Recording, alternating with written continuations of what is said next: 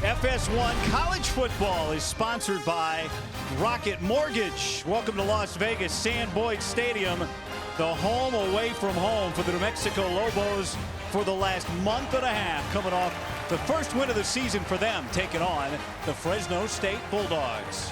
Hi, everybody. Welcome. Along with Charles Arbuckle, I'm Guy Haberman. Great to have you. The Lobos wrapping up their 41-day residency here in Vegas, but they haven't been the only ones. In fact, on this field behind us last night, San Jose State beat Nevada, punched its ticket to the Mountain West Championship game. That's not on the line for either one of these teams, but finishing the season strong is. When you're a young team like New Mexico, you want to find a way to get back-to-back wins. If you're Fresno State, you've struggled this year, you've had some challenges, but a win always makes that much better. That win last week for New Mexico was special. The top four quarterbacks on their depth chart hurt. Isaiah Chavez comes off the bench, leads them to victory. He is a local product, Albuquerque native, true freshman, a walk-on, and tonight, Charles, he's the starting quarterback. Can you imagine being the fifth-string guy? You're starting to move up the depth chart. You have 12 to 15 plays, then all of a sudden, quarterback gets hurt, you're in. You have to make plays, and he did that last week. It's been very clear-cut this year for Fresno State, meanwhile, at that position. With every week that passes, it looks more and more like Jake Hayner's an emerging star. Man, he makes plays, 334 yards average per game, and what he's able to do is also do some things with his legs that gets him out of harm's way. This young man is probably the best in the Mountain West throwing the football. He's hoping to have the help of the senior star running back tonight. Good to see Ronnie Rivers in warm-ups pregame, was injured last week in the loss to Nevada, needs just one touchdown to become Fresno State's all-time touchdown leader, and there have been some great players. Legacy guy, his dad played here. I'm looking forward to watching them play and getting that touchdown, but also seeing these two teams battle because they're both built the same way. Physical, tough-minded football teams. We got some cold, windy weather that fits right into that tough-minded football. Last night in Vegas, go out with a bang. The Bulldogs and the Lobos coming up next.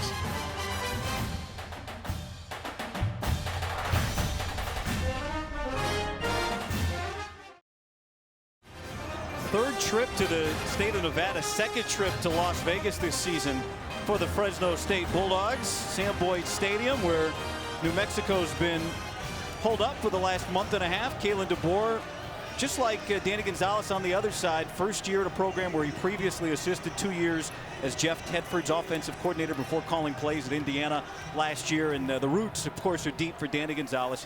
He himself a walk-on at his hometown team, New Mexico. Started his career there assisting for Rocky Long.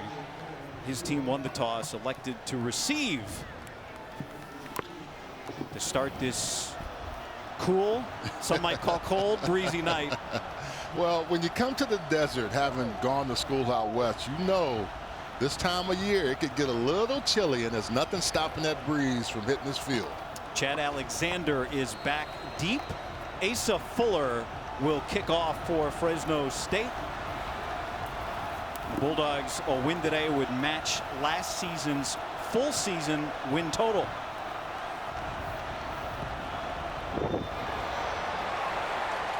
And Alexander is going to let that one fly, and you could already see the effect of the wind. That ball carried on him more than he expected. And so here we go. How cool is this? Isaiah Chavez got the win off the bench last week. The Gatorade High School Player of the Year in the state of New Mexico last season.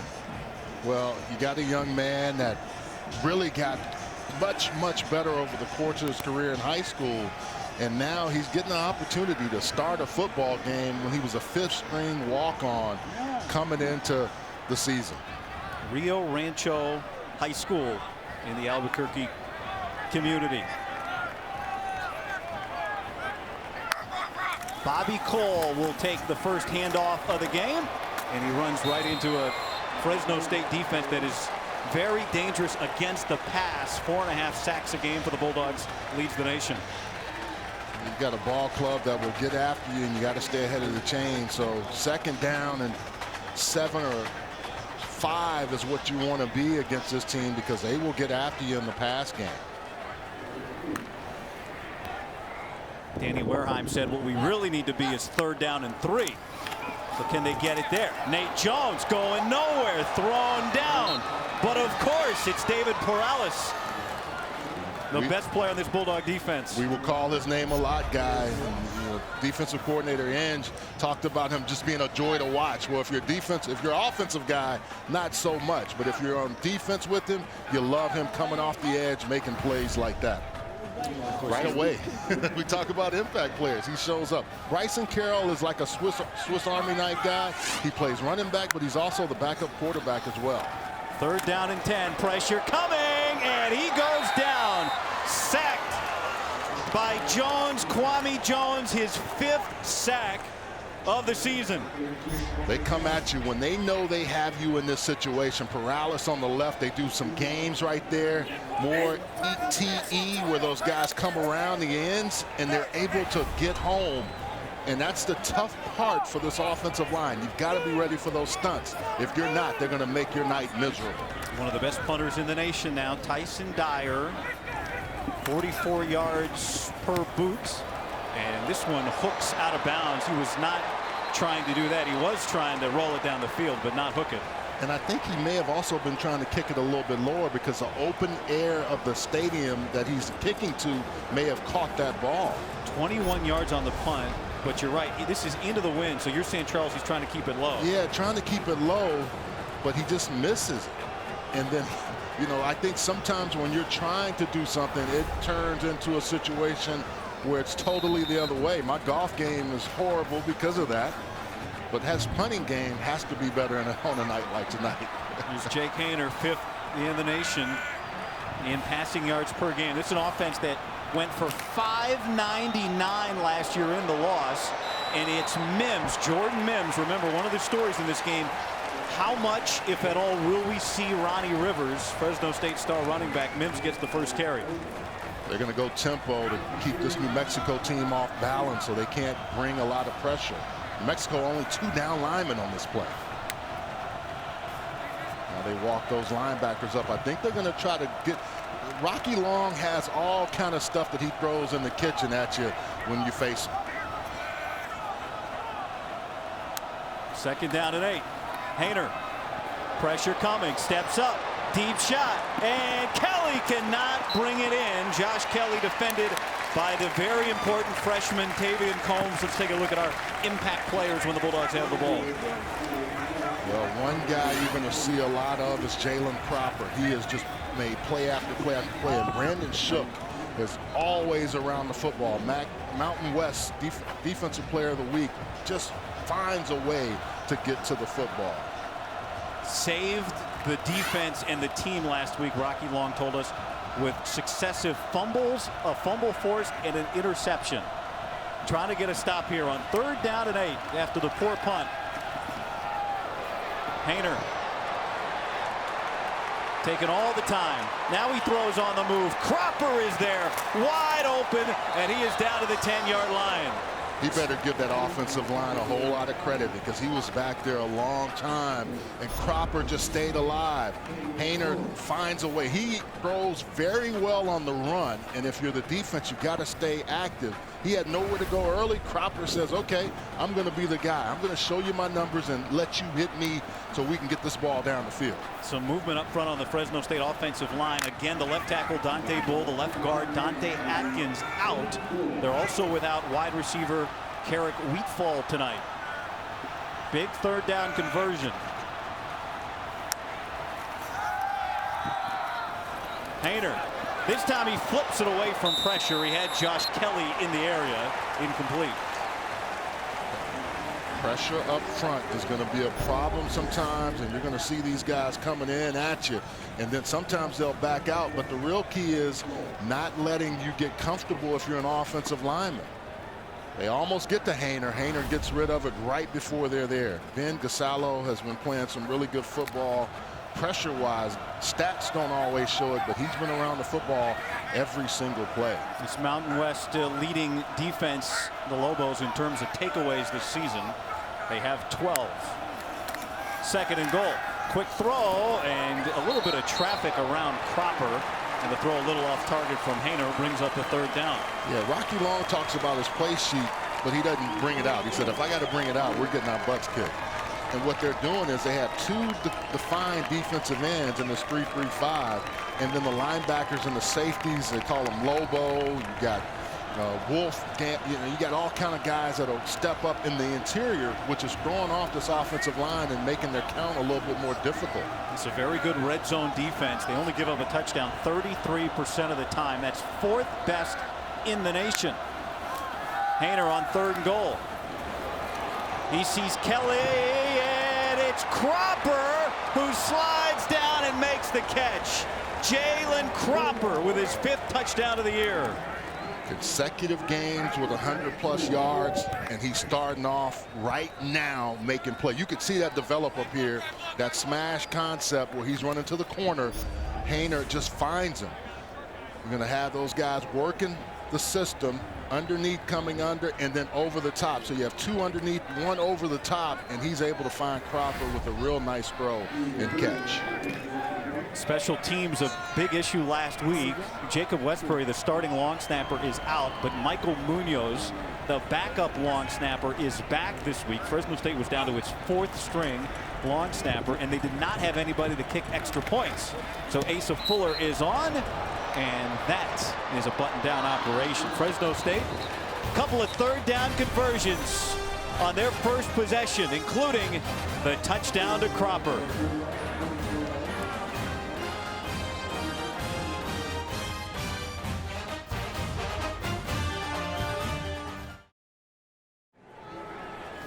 Jake Haener and the Bulldogs taking a 21-yard punt, which led to good field position and getting down the field quickly in 1 minute and 46 seconds, resulting in that Jalen Cropper touchdown catch.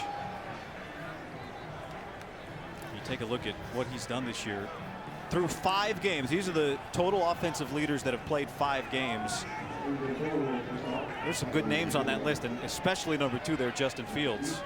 Yeah, he has really just gotten more comfortable. The transfer from University of Washington has come to Fresno State and really bonded well with Cropper and all of these receivers. They're still not completely on the same page, but there's a comfort level that you can see from this group already.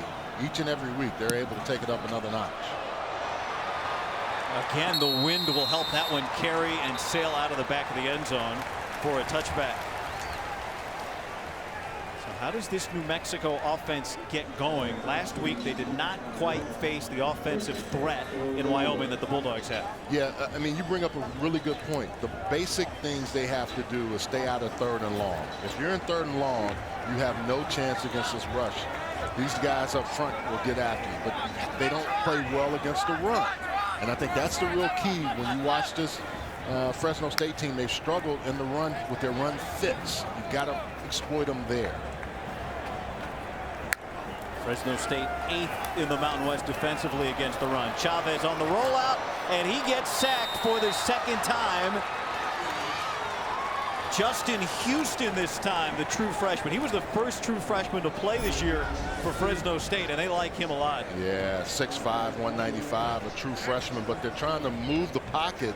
But you can see all those white jerseys in his face. There's nowhere for him to go. And again, you lose yardage, which is not a good thing against this defense. Manny Logan Green takes it from Chavez. He turns the corner. First down for Logan Green, and he is out to midfield when Braylon Lux finally brings him down. That's the one thing that Utah State and other teams have been able to do. They will find ways against Fresno State to exploit little bitty areas. Watch this. The fly sweep comes. Where's the run fit? Where's the gap? You got guys out of position because Manny Logan Green is so fast that he's there before they can actually get there and fill the hole. 27 yards on that pickup for the Lobos. Chavez swings it outside. This is caught by Bobby Wooden. He slips a tackle, and he gets down to about the 34-yard line.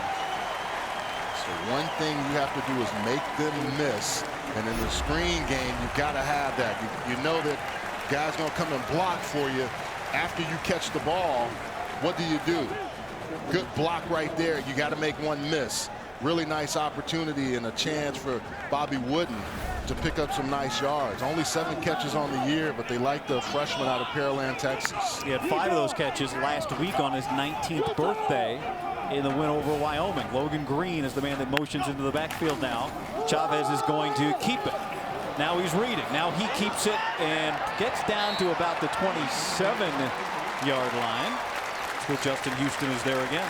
There's some rhythm now to this offense, and when you run an option game, if the quarterback isn't covered, he has a chance to be the guy to exploit it. And right on the edges, the alley, so to speak, is where I've really watched Fresno State struggle. They're usually the safeties come down in the alley and make plays. Their safeties have not been good with their angles in their run fits. And they're missing the quarterback of their defense for the 2nd week in a row, the safety Evan Williams again tonight. 2nd down for Nate Jones. And he gets about a yard. That's a hard-earned yard. You know, like if you're in Vegas and you're playing, it's a hard thing on the slot machine. Well, that was a hard yard for him to earn right there, man. Golly. A hard-earned dollar? Yeah. Or a hard-lost dollar? Or both. 3rd and 2. They played New Mexico the most physical game up front last week against Wyoming, and they create plenty of space for Chavez to convert that 3rd down. Coming behind Cade Briggs and Austin Cook along with Kyle Staple. He gets up limping a little bit. They can't afford to lose him. But watch that offensive line. The red jerseys coming to the 2nd level, knocking guys around. He gets bent up at the end. Got up a little gimpy, but he is not going to come out of this game if he can help it. Here's Stapley making his 30th straight start. The burly center, the senior. Danny Gonzalez told us Isaiah Chavez, somebody hit him in practice on Wednesday, and Danny Gonzalez lost it. He said, "What are you guys doing? He's our only quarterback." He swings it here to Logan Green, and not much doing. Randy Jordan right there. Really nice tackle in open field by Randy Jordan. Emmanuel Logan Green is a guy that'll make people miss. But that was a sure, very solid tackle. Look how he breaks down and then just goes, gets him low. Really nice job there by Randy Jordan. And he doesn't lower his head so he doesn't see what he's hitting. Tight end Marcus Williams goes in motion. And now so does Logan Green. It's going to be Chavez keeping it right up the gut.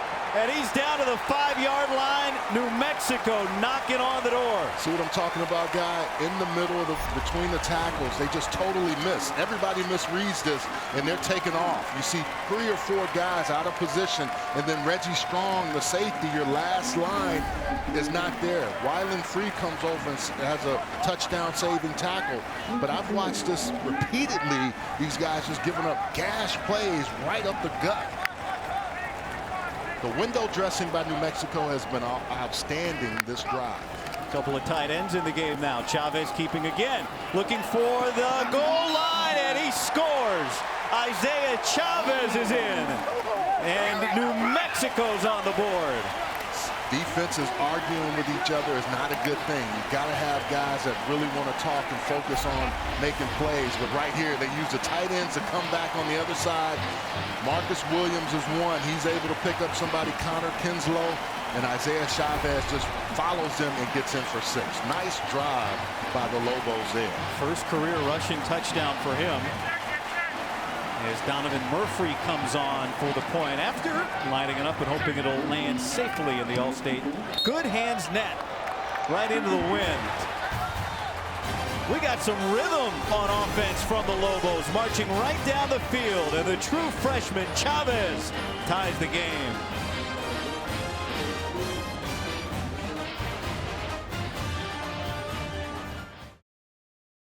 FS1 college football is sponsored by Rocket Mortgage. What a fun place Sam Boyd Stadium has been for Isaiah Chavez. It's where he made his collegiate debut last week, and it's where he gets his first career rushing touchdown. He had 3 big plays on that drive. New Mexico had 3 explosive plays on the ground. Well, you're going to have that in order to beat this Fresno State team, because if you get into 3rd and long, or any kind of passing situation, they can come after you. But what I've watched on tape is that their inability to stop the run, especially the fits, they have to improve that, or New Mexico will have some success against them. This is Murphy kicking into the wind. Jalen Cropper is going to get a good head of steam, and he'll get out to about the 32, 33-yard line. Well, and so here comes Fresno State's offense once again, and still without Ronnie Rivers, at least not to start this second possession. You took a look at what Haener has done in the last 2 games. He threw, are you ready for this? I'm ready. He threw last week 65 passes, did not throw a pick. It's the most attempts without an interception in college football this year. They ran 105 plays and only scored 26 points. Malik Sherrod starts this drive, and a running back, and Haener gets sacked. Cameron Miller, his first. He wanted to be a Lobo when he first started. They said, no, you got to play linebacker. You see number 11 coming at you. Offensive tackle never gets to him. Here, E.O. Woodley doesn't get out there. Excuse me, Cyrus Tutelli, 65, doesn't get there. The right tackle just totally whiffs on that. And that's the thing with these numbers. These ends are playing, they have 2 down linemen right now, and it's screwing the counts up. Miller coming on pressure again. Haener in trouble, and he gets sacked on back-to-back plays. We usually talk about 3 or 4 down, but this is what Rocky Long will do. He will bring different things every single game. There's only 2 down linemen, 1 there, 1 there, and then all these linebackers in position, and they come and then they get into those areas, and you have little guys against big guys who can't keep up. You see Brandon Shook, one of them, Cameron Miller coming up. It's a challenge for an offensive line in their count. They just have to say, look, we need to protect areas instead of counts, because if they don't do that, New Mexico will have 5 or 6 sacks before halftime. That was the second career for Ben Gonzalo, who got his first last week.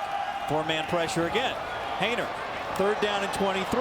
Over the middle to Kelly. Gets away from the first man, but he'll come up about 6 yards shy of the line to gain. Patrick Peake brought him down, and New Mexico forces a 3-and-out. Pat Hill, who's on the radio broadcast, we talked a lot before. He's been an O-line coach. He was a former head coach. He's probably pulling his hair out watching this game, talking about how to pick up protection.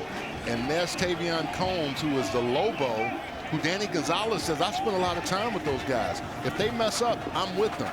And if your head coach is coaching you, you're going to get better. The freshman has improved tremendously since the first time we saw him against San Jose State. This is a good sight to see for Fresno State, who really struggled in the punt game last week. Carson King with a huge punt in place of Cade Fuller, unavailable. 49 yards on the boot for the Bulldogs to flip the field.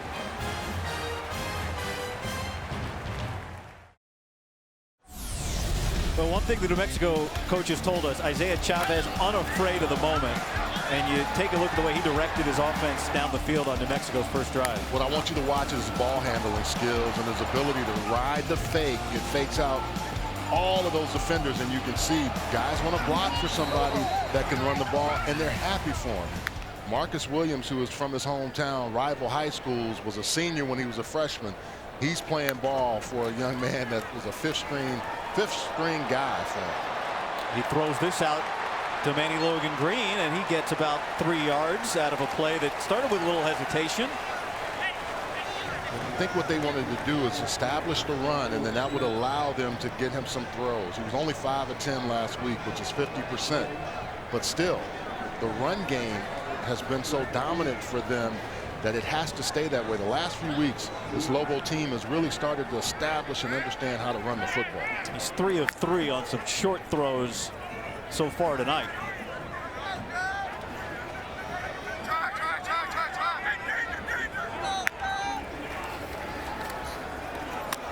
Logan Green again. Houston right there to bring him down, but it'll bring up a 3rd and short, and now late flags come flying in. Yeah, you talk about throws that you have the receiver that's going to give you more of your numbers. and it makes it easier for you if you're a young quarterback. Michael Vandervelde, our referee tonight.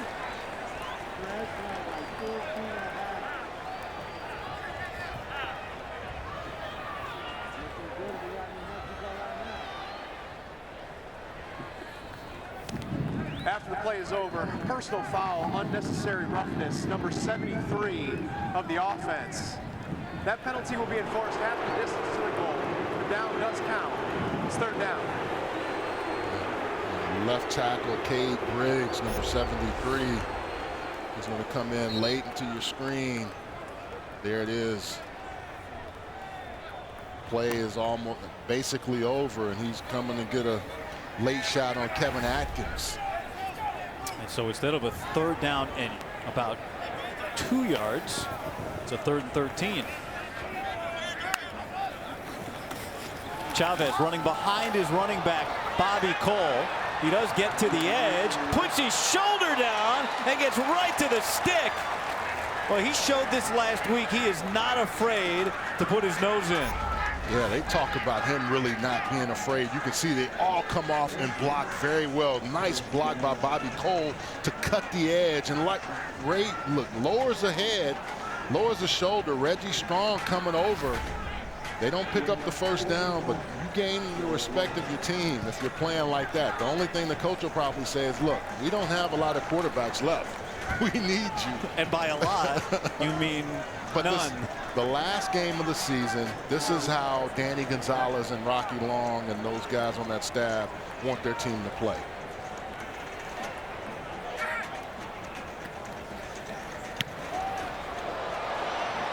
This punt maybe gets knocked down by the wind a little bit. And it'll be just around midfield after the punt from Tyson Dyer.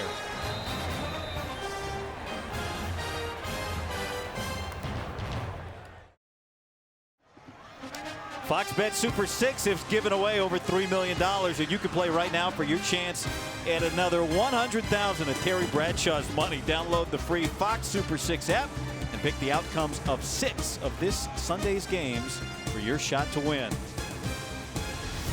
Somebody's trying to win that so they can bring it to Vegas, right?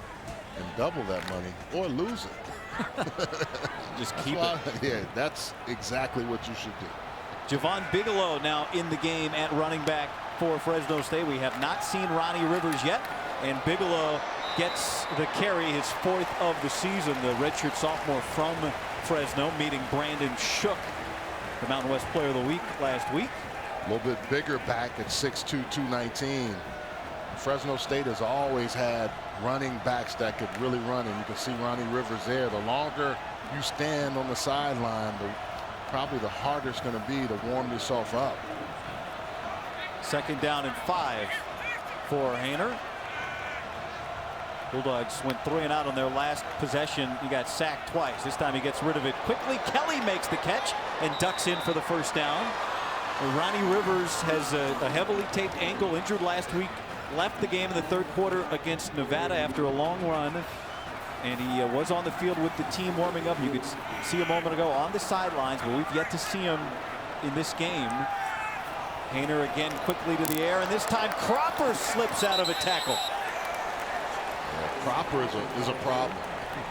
Not only when he catches the football, but more so after he catches, the things that he can do there. Mountain West Offensive Player of the Week when they played Utah State had 10 catches, 202 yards, 3 touchdowns. Another one of the local Central Valley products on this team. They have so many. This is Kelly. He keeps his feet. Both Bulldogs, Cropper and Kelly, running hard after the catch. Yeah, it's like a battle, and receivers and skilled guys want to outdo each other in a positive way. Like, hey, if you're going to get yards after catch, I got to get some yak too. I want coach to give me some love, and I want to score after I catch it. They're lined up together at the top. That's where Haener goes, right back to Cropper, and he's got the first down. The thing that Haener does is get them in position with his throws to give them a chance to have yards after catch as well. That ball comes out when, from our vantage point, we can see it fly out there, and it's getting to the guy, and they're able to make a move and take off. And that'll be the final play of the first quarter for Kalen DeBoer's offense as they're knocking on the door. One of the most explosive offensive units in all of college football moving down the field right now. Quarter number 2 ahead.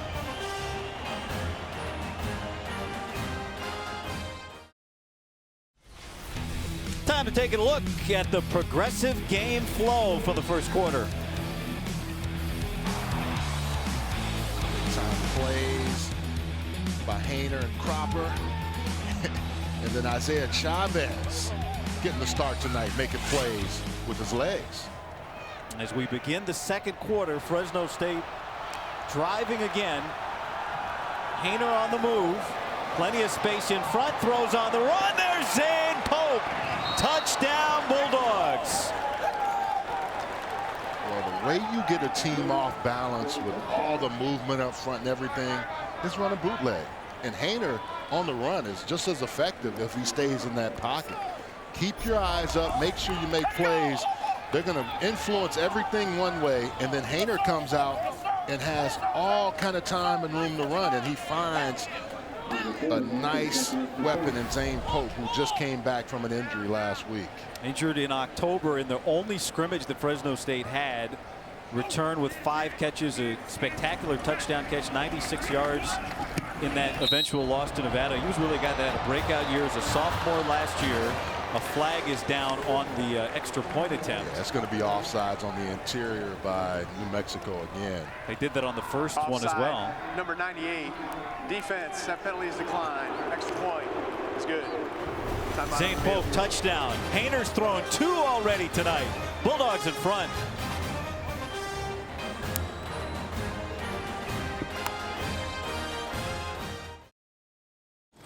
Tomorrow, our Fox NFL doubleheader starts with the Vikings taking on Brady and the Bucks, followed by America's Game of the Week. The Saints battle the Eagles, or other regional action. Check local listings for the games in your area, only on Fox and the Fox Sports app.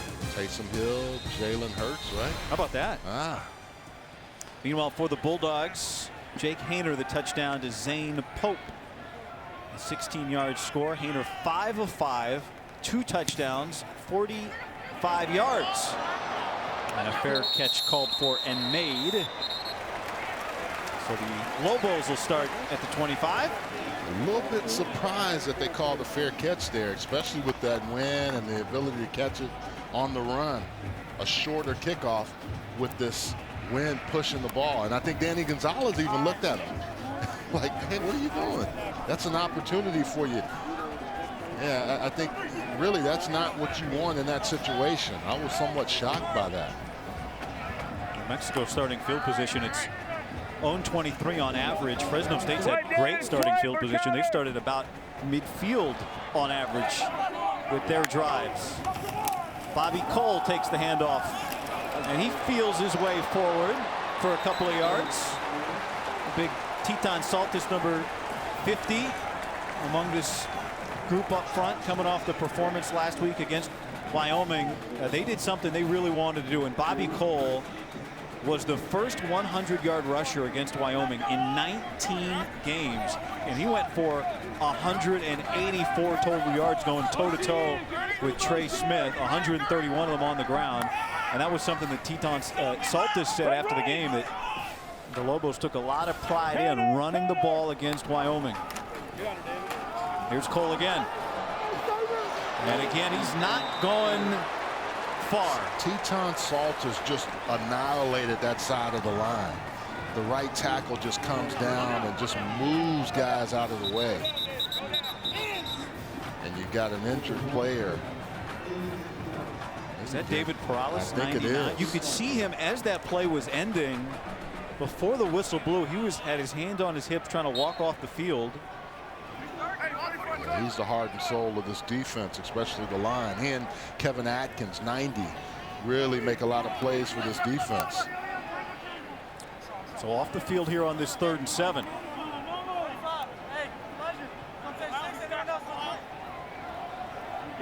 Bryson Carroll, the running back, also the backup quarterback today, is in the game. Chavez going to throw, looking for Erickson, and Andrew Erickson can't bring it in. off the fingertips, and New Mexico will have to punt.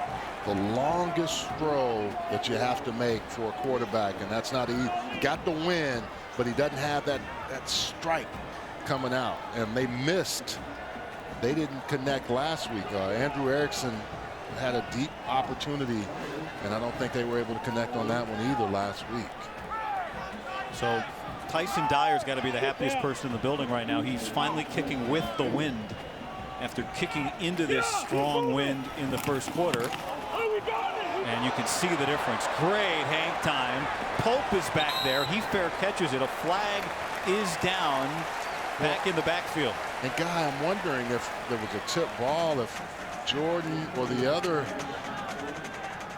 rusher, Jordan is hurt, but did one of them tip the ball before they ran into the kicker? I think so. It's Randy Jordan down. That's the discussion here.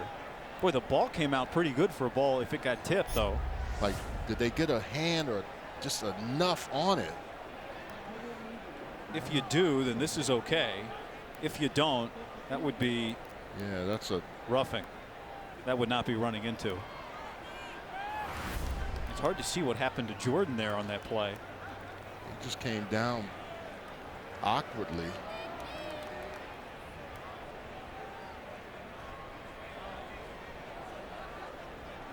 Personal foul, roughing the kicker, number 21 of the defense. That's 15-yard penalty, automatic first down. So New Mexico gets the ball back. And I think it was 81, because 81 and 24 were back there. Jordan Brown, 81, and Randy Jordan running into the roughing the kicker, actually, not running into. So what this does is this allows New Mexico to get the ball back on offense. And Jordan Brown's just trying to make a play. Yeah, I mean, he got the penalty. You're hustling to the ball and you're trying to make a play, and the bad thing for this is that you lose a guy that's been making plays for you on the defense, and Randy Jordan. And he had a big tackle against Manny Logan Green earlier. You're right, and you already have some losses in the secondary. I think you mentioned it earlier. Evan Williams. Yeah, he's a huge factor for him. We'll see if Randy Jordan can come back.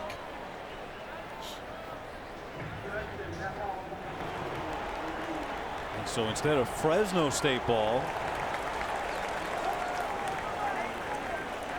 Lobos offense will come back on as Jordan heads to the sideline.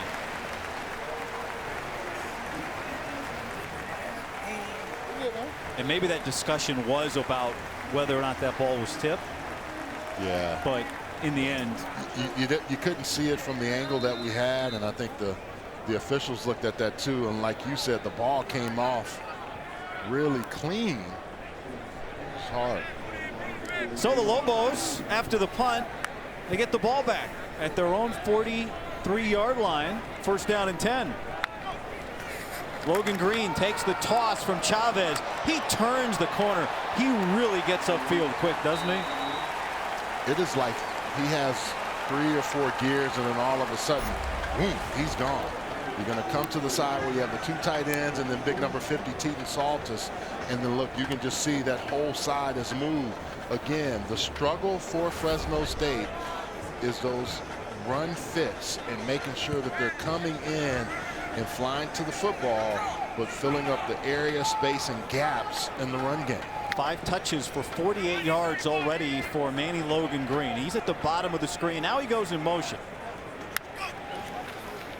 Chavez keeping, looking, throws, open man, Marcus Williams, the tight end has it, and he stiff arms and fights his way down inside the 5-yard line. All of the things in the backfield gets everybody thinking there's no way they're going to throw the ball, right? Oh, Chavez does a nice job of evading rush, and he finds Marcus Williams, his hometown guy.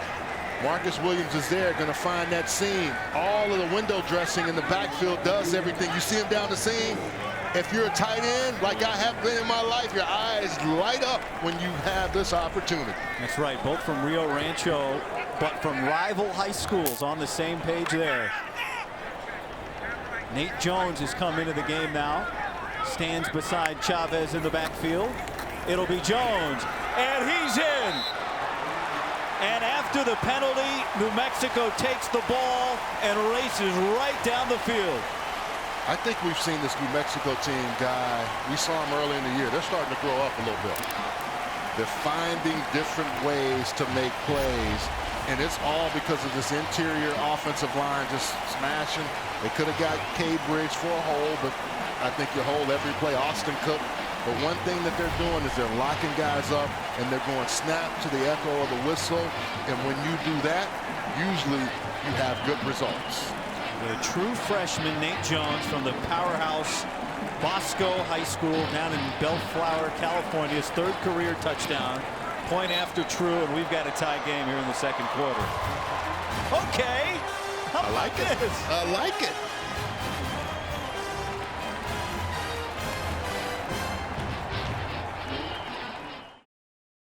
Next Saturday, with a spot in the college football playoff potentially up for grabs, the Big Ten's best battle for the conference crown. Number 14 Northwestern takes on Justin Fields at number 4 Ohio State in the 2020 Big Ten Championship presented by Discover. It all starts with the big noon kickoff pregame show live on site from Indianapolis, followed by the Big Ten Championship at noon Eastern, only on Fox.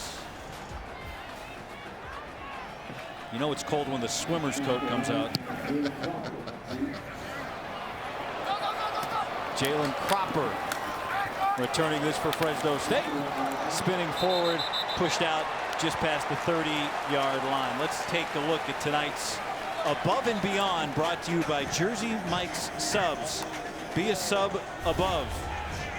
Bulldogs without Carrick Wheatfall. You look at the production from this group last week. Amazing to look at those numbers and know that the team that did all that lost to the Wolfpack.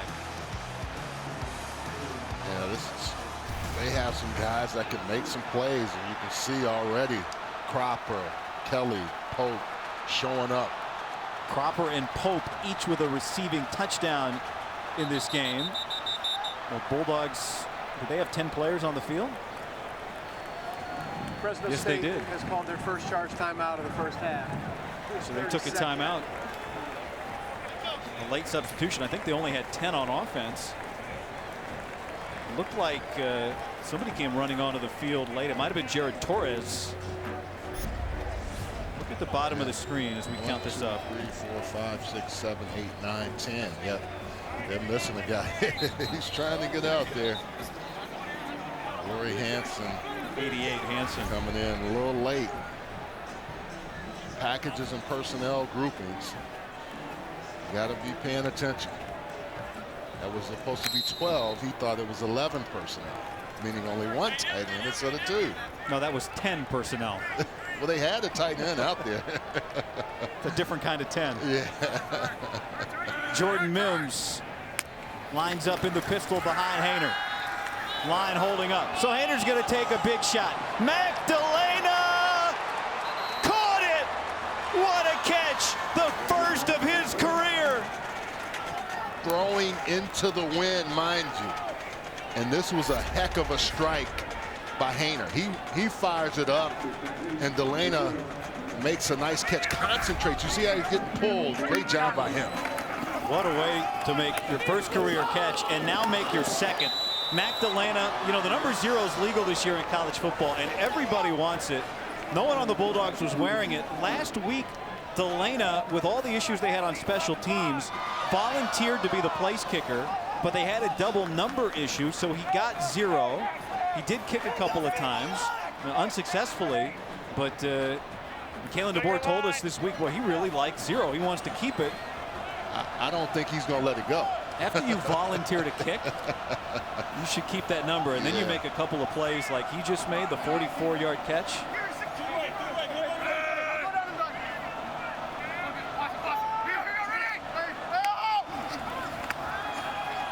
Hayner towards the end zone. What a play by Patrick Peake, getting his hand on that ball. Yeah, Patrick Peake does a nice job out of Fort Worth, Texas. But one thing that we're already seeing, Guy, is that Fresno State defense, they struggle against the run. And New Mexico's defense struggles against the pass, but not right there. That was a nice play, staying there and not grabbing, but just touching him enough and reaching out with that right hand to get the ball down. Good job. Josh Kelly couldn't come up with that one. So now it's 3rd down and 5.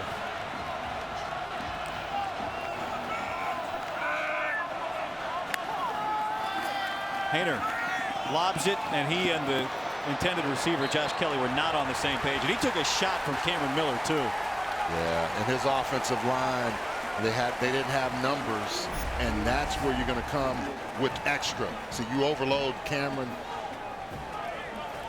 Miller right there, Cam Miller, who just says, hey, look, I'm going to come and hit you and not let you get comfortable there. So Asa Fuller, who is not the starting kicker, Cesar Silva, is unavailable again this week, but Fuller's 5 of 5. And he was the starter a couple years ago when he hit a couple of big field goals against Boise State in the Mountain West title game. A high snap, but well handled by the holder Carson King. And Fuller converts the Bulldogs in front.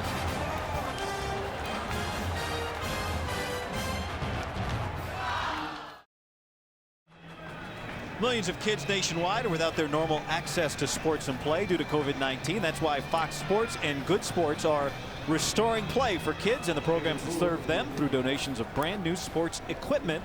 Text play to the number on your screen to help keep kids in the game. I think that's great. And I also have heard so many stories about stores letting kids come and sit outside and get free internet if they don't have it at home. Helping your fellow man.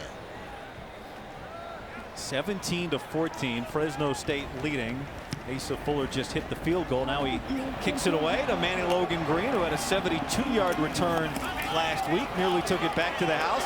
And this one, he gets tripped up by the shoelace and goes down to the 35. Nearly broke another. Yeah, you could see that opening up. And I think Emmanuel Logan Green saw it as well. He had an opportunity. LJ Early lost his helmet, but there was just a trip and not allowing him to get another big play. He's getting involved in the offense. They said they wanted to get him more involved in different things, and they're using him effectively tonight. 5 touches in this game. New Mexico's thrown the ball 7 times, but really some of those have been, you know, the little jet sweep. Yeah. Push pass, a swing pass, a screen. They had the Marcus Williams big play down the field. Chavez looking to throw again into traffic and nearly intercepted. He was looking for Connor Kinslow. And that wasn't a really good decision right there.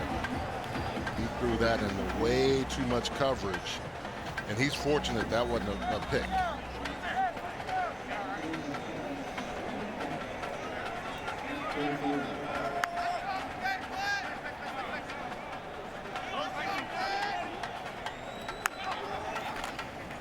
This time he gives to Bobby Cole, straight up the gut. That'll bring up 3rd and about 6. And the other thing that they're doing, and they talked about this in our meetings, that they would use Marcus Williams a little bit as an X and line him up outside to do some different things to give them a physical presence, but also Marcus is a former wide receiver. He can play inside and out with some of the issues that they've had at the wide receiver position. Williams, the big tight end, is at the top of the screen. There's 88 in red. 3rd and 6. Pressure coming. Chavez somehow steps out of it. He's going to tuck it and run, but he's going to be shy of the line to gain. Lavelle Bailey, Mosby right there. Aaron Mosby and Bailey. Bailey's so happy he's playing without the big cast, the big club that he had on his hand for several weeks. A lot of pressure coming at him. But the thing that Isaiah Chavez does really well is find ways to get down the field to pick up positive yards. Even though that wasn't the first down, he still got out of harm's way. Zane Pope wearing the artificial number, the double number. He's got the Velcro jersey on to fair catch that after a nice punt by Dyer.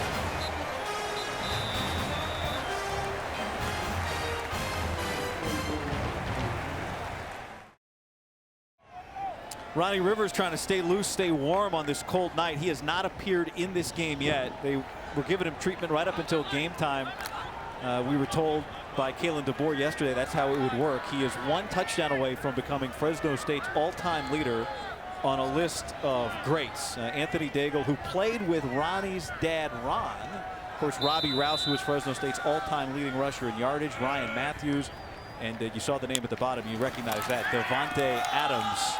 Here is Jordan Mims, the replacement tonight for Ronnie Rivers. And Mims is going to race down the sideline all the way for the Fresno State touchdown. 84 yards.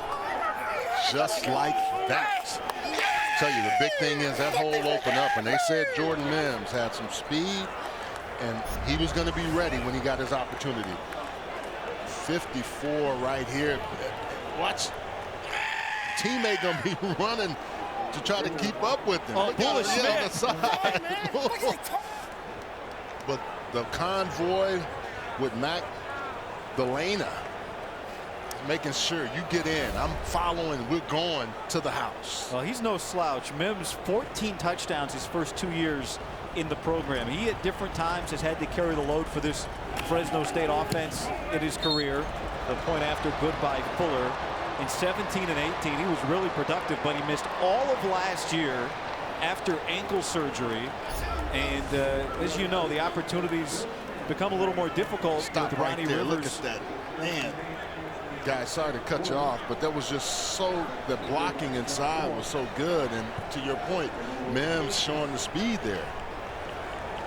A career-long run. Tell you, Bula Schmidt needs to put that on his highlight reel. Show that to the scouts. Yeah. Running down the sideline. He was booking. Big backup center. Look at him. I mean, he's running. Helmet and everything else is going. Double knee braces. He's you got running hair faster like that? than the official. Let it fly. Nice. Look, he's excited. He's just as excited as everybody else. That's contagious. Well, look, it's been a long year, certainly for all these young men, all these teams, all these programs, and you really got the sense talking to both Kalen DeBoer and Danny Gonzalez this week that both their teams were still in great spirits. Kalen DeBoer said, if we could play another game, if there was someone to schedule it, we'd love to play. And in fact, Danny Gonzalez thought his team was too excited last week when they dumped water on him after their first win, his first win as a head coach. But he was upset, right? He said, hey, look, for one win, if we're winning a championship, then we can dump water on him. He was upset with them a little bit. And even Rocky Long, but I think the thing is, they're saying we should anticipate winning as opposed to it being something that we just go crazy about. so Fresno State now up by 10.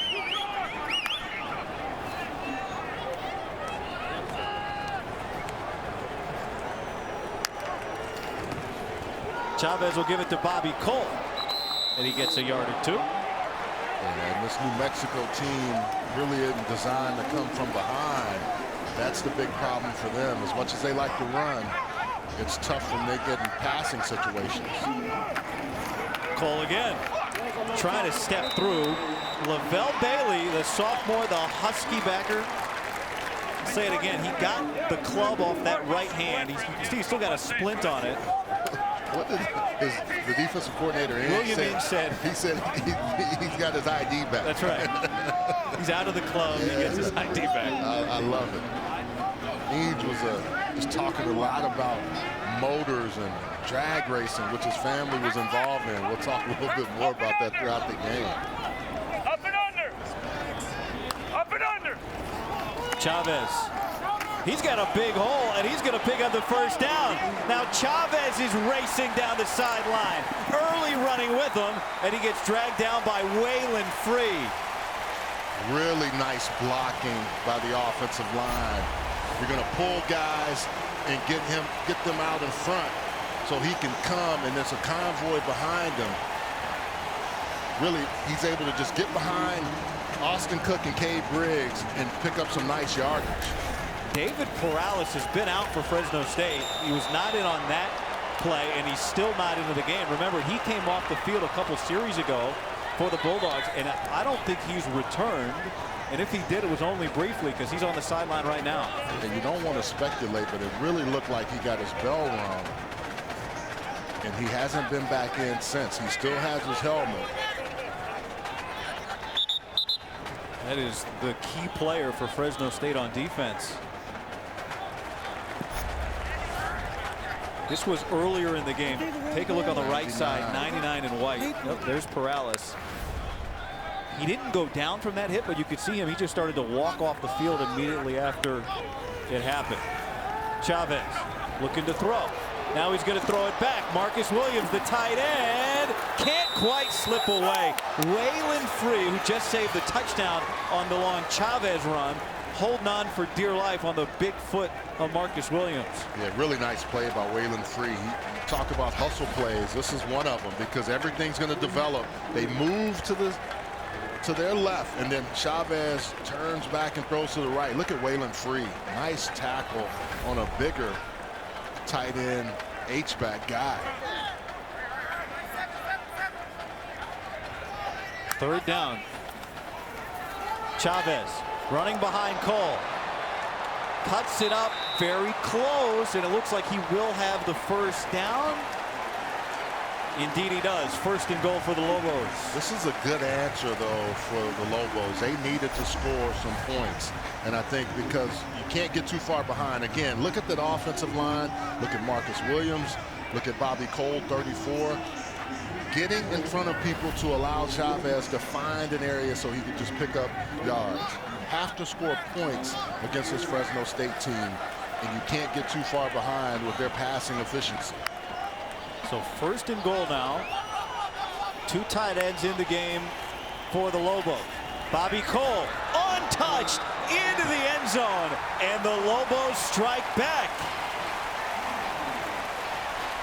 Every single time you think they're going to match up and play well on the interior, there's just nobody there. It's going to be a big hole. Stop it right there. He's just able to run there. The only person that can make the tackle is the umpire, and you can see that double team block by the right guard and the center just knocking people off the ball.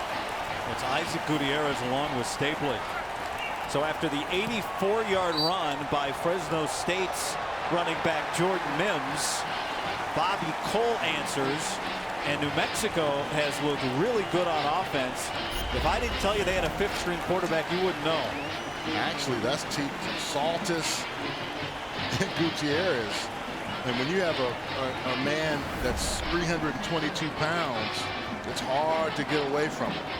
I think he could be the the governor of New Mexico. And Danny Gonzalez said Tyson Saltis could actually be the first Native American president. He's that smart and that plugged in. He's one of 9 semifinalists for the Warfel Trophy, and it's the second time Saltis has been a finalist for the Warfel Trophy, which rewards community service, athletics, and academics. He's in law school. Said he got emotional too, knowing that the era is getting ready to end for him as a player. And I think that's the one thing why Danny Gonzalez said, I'm glad to be back here to help guys like him and others that'll come. The recruiting that he's able to do and get people there. He really recruited them hard at San Diego State, but he's happy to have him now as a player he can coach. Well, Saltis said last week the win was so big for them. He said it represented a lot. All the setbacks, all the heartbreaks they've had, all the hard work they've put in, like the hard work that Kyle Stapley put in the offseason. Remember the offseason? It feels like a long time ago. Oh, man. But back on the family farm in Morgan, Utah, how do you stay strong? Pulling tractors, curling calves, dips. Doing dips. Oh, here we go. The dad was the best part, giving them the center snap exchange. Now here's Jake Hader to throw for Fresno State, and he gets about 5 yards to Cropper. Guy, I'm going to tell you something. Watching film sometimes lulls you into a false sense. Jake Hader can throw the football. That ball comes out really quickly.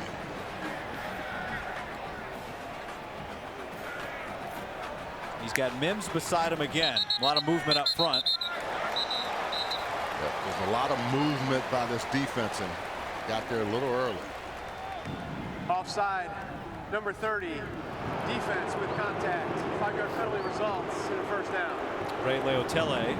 But to your point on Haener, look, he transferred in from Washington. You'll see him right on the center. He's the one that got it, though. Jake Haener was the one that got that by that hard count. That hut. Got him. Haener transferred in, of course, from Washington. There are many people up in Seattle that thought that he really had won the preseason battle with Jacob Eason, who eventually did start the year and played last season for the Huskies. But watching Haener this year, you wonder if there's some Husky fans out there wondering what would happen if you were still in purple and gold. Good protection this time until there isn't. And he pumped, lost the moment, and then he got sacked. Third sack of the game for this Lobo defense. Gonzalo with his second tonight. Gonzalo is really starting to heat up. Joey Noble is probably the best guy, the most undersized player they have, 98. But Gonzalo really has started to play well, and just his motor. They say that he's just playing at another level. Missouri City, Texas, 77489. I'm from that area, so good to see young men. Did you just from, throw out a zip code? Yeah, that's what we call it. Mo City, man. You got to know it now. Play clock winding down. Here comes pressure. Haener gets rid of it quickly, and it's caught by Cropper, and he's able to stay on his feet long enough to get the first down. Yeah, every time you think you have these guys, Haener finds his security blanket, number 5. This ball's going to come. I'm telling you, the ball gets out quick. It gets to him, and right before Gonzalo is able to get there, and they're going fast now. Oh, Mims, a big collision with Leotele in the backfield, who hung on. Well, one thing Rocky Long, one of the all-time greats, no question, said, he said you really got to put pressure on Haener, and you certainly can't let him have any time if you're playing zone, because he'll chew you up. Well, the wrinkle that Rocky has come out with is these 2 defensive ends, and then what they're doing is stepping guys up, using different people. They've been able to get there sometimes, but when they've not been able to get home, Haener has made them pay. Rocky Long, of course, is a head coach, the winningest in Mountain West history, the 3-time league coach of the year, now the defensive coordinator for his pupil, Danny Gonzalez. Second down and long.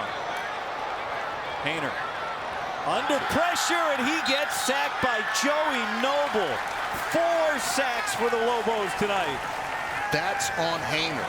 You got to get rid of the football. You know you got a 98 and a guy like Joey Noble who's right here, who's going to hustle. He's a hustle guy. And what you have to do is, you know, okay, I'm outside the pocket. I don't have to eat this. Throw the ball away. That's a bad decision by the quarterback. And you know, if you're the quarterback, you can't take that sack. Makes it 3rd and 20.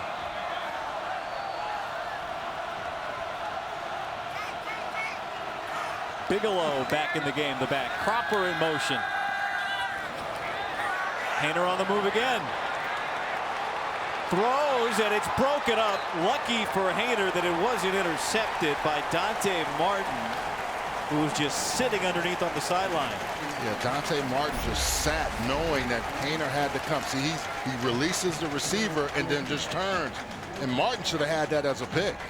He knows that's my opportunity. Go up with 2 hands, young fella, and take that ball away. We used to always say defense, that's why you're a defensive guy, playing a DB and not a receiver. And he knows, go up with 2 hands, make a play. Manny Logan Green back deep to receive the Carson King punt. With pressure coming, he gets it away. And it wobbles down inside the 30-yard line. Coming up, the State Farm halftime show. Mike Hill, Brady Quinn, Reggie Bush, Matt Leinart, and Urban Meyer. That's all coming up. The State Farm halftime show. So I know Matt Leinart and Reggie Bush are going to be happy, right? USC won. Against your Bruins? Yeah, they're going to be happy. Troy had a little thing. I had a thing. We were up 28-10. And go ahead on. I know Matt Leinart and Reggie are going to be talking a little trash. It's all good. Is there a better looking uniform battle than UCLA USC? None in the country, guy. None in the country. Although, did you see what Utah was wearing in the snow today? The white and the red that they had on in the snow of Salt Lake City or in Boulder. Looks fantastic.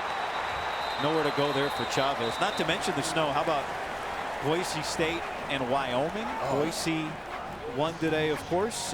They were already going to play in the Mountain West Championship game next week against San Jose State. If they'd lost, then the Spartans would have hosted here. It still could happen, but we'll find out tomorrow where that game will be. Chavez, nice catch by Williams going down, and he stops the clock at 1:13. New Mexico has all 3 of its timeouts. Yeah, they talked a lot about Marcus Williams really getting better this year, being more physical. He's always been able to do this. Rolling He on can the catch field, the ball. completed pass short of the line of gain. Really nice ability to snag the ball out of the air.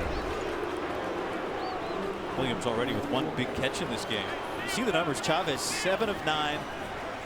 Now 8 of 10 for 91 yards.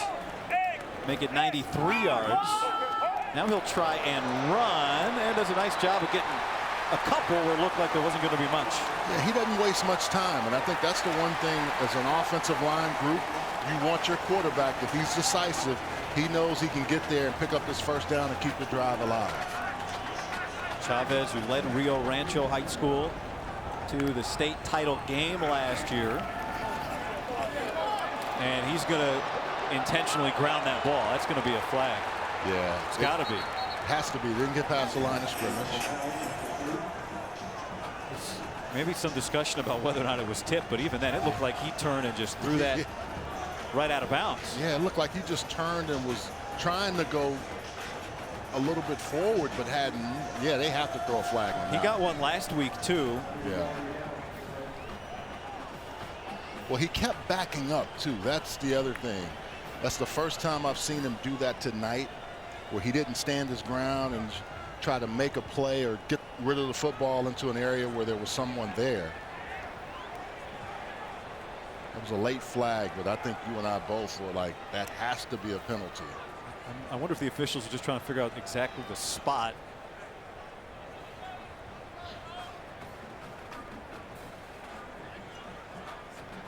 Michael Vandervelde, as we'll welcome in Dean Blandino watching from LA. What'd you see, Dean? Yeah, I think we'll get the announcement here. Quarterback in the pocket, no receiver in the area, and a lot of times with intentional grounding, it's a late flag because you're getting information from another official, and I think that's what the referee's waiting on. Intentional grounding, and we should number get 13, an announcement here for offense. He was not outside the tackle box, and there was no receiver in the area. The defense is elected not to take a 10-second subtraction at their option. It'll be 3rd down. Correction, 2nd down. Thank you, Dean.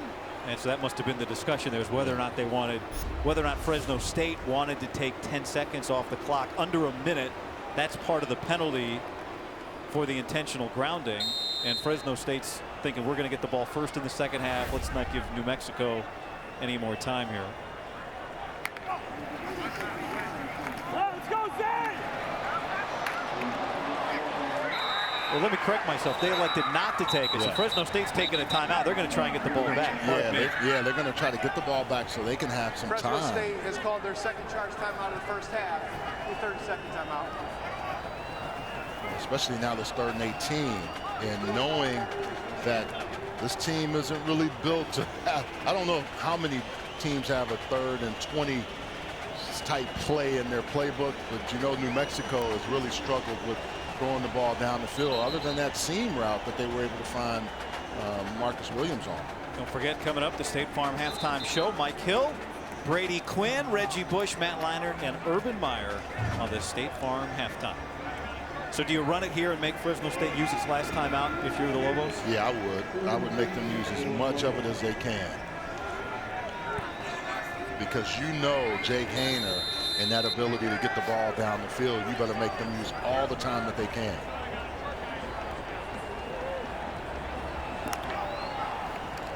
Bobby Cole will take the handoff, and he'll get a couple of yards, and Fresno State will use its last timeout with 38 seconds remaining in the first half.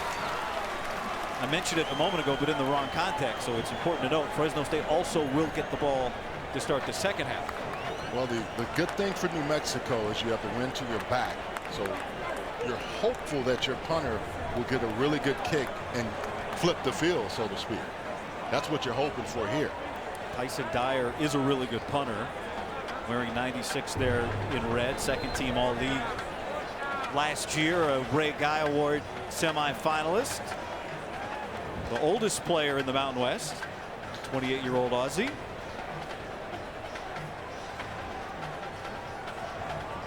Fourth time that he's come on tonight. Back deep for Fresno State will be Zane Pope.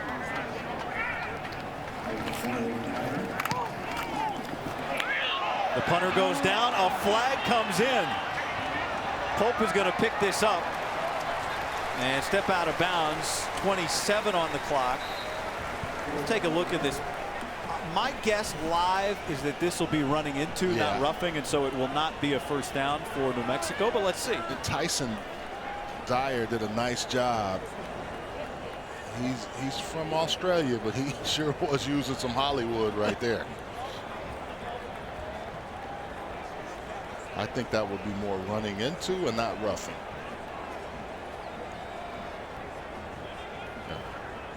Running into the kicker, number 41 of the kicking or the receiving team. 5-yard penalty. That penalty is declined. First down, Fresno State. So New Mexico declines the penalty. You know, on one hand, you could argue punt again, take more time, but maybe they're afraid of a return or a block. Yeah. And I think they were happy with where they placed him on that particular punt. So I think if they had taken the penalty, I would imagine that Fresno State would have came after him. Try and block. Harder. Yeah. They've shown that so far today or tonight that they are not afraid to go after the punt. So Fresno State, second in the league, averaging 32 points a game, trying to add on. No. And that explains why New Mexico was comfortable. Fresno State with no timeouts left, knowing they're going to have the ball first in their own territory, up by 3. Let's head to the locker room with the lead. We've had a nice first half. Yes, we have. Yeah, this is good. Fresno State trying to match last season's win total. New Mexico broke through with its first win of the season last week, snapping that 20-game conference losing streak. And they're trying to keep it going. Back and forth we go in Vegas. Halftime here at Sam Boyd Stadium. The State Farm halftime is coming up next.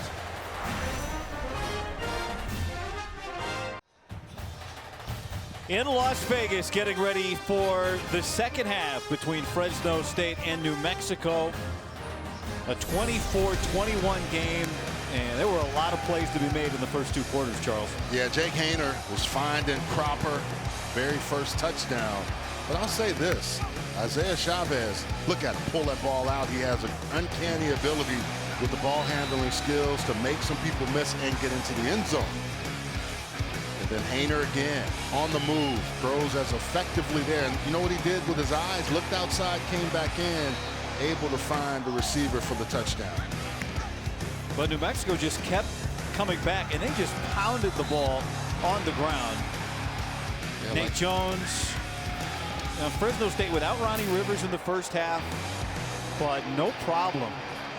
I mean, look at Jordan Mims and the offensive lineman Bula Schmidt running with him out of bounds, waving him on. And you thought, okay, that's a heavy punch that Fresno State landed. And then New Mexico came right back down the field. Bobby Cole scored the touchdown. Almost the same total number of yards gained. It's 243 New Mexico to 244 Fresno State, and you can see they've done it 2 different ways. Well, and you're going to your strengths. If you're New Mexico, it's going to be by the run because you know Fresno State has struggled there. If you're Fresno State, you're going to attack that secondary, which they did. Let's see. Again, you have to stay in the game if you're New Mexico. You can't get too far behind. Fresno State's going to start the second half with the football. Kicking that one into the wind was Donovan Murphy, and here comes Jalen Cropper. Slipping one tackle and getting a nice return here out across the 30.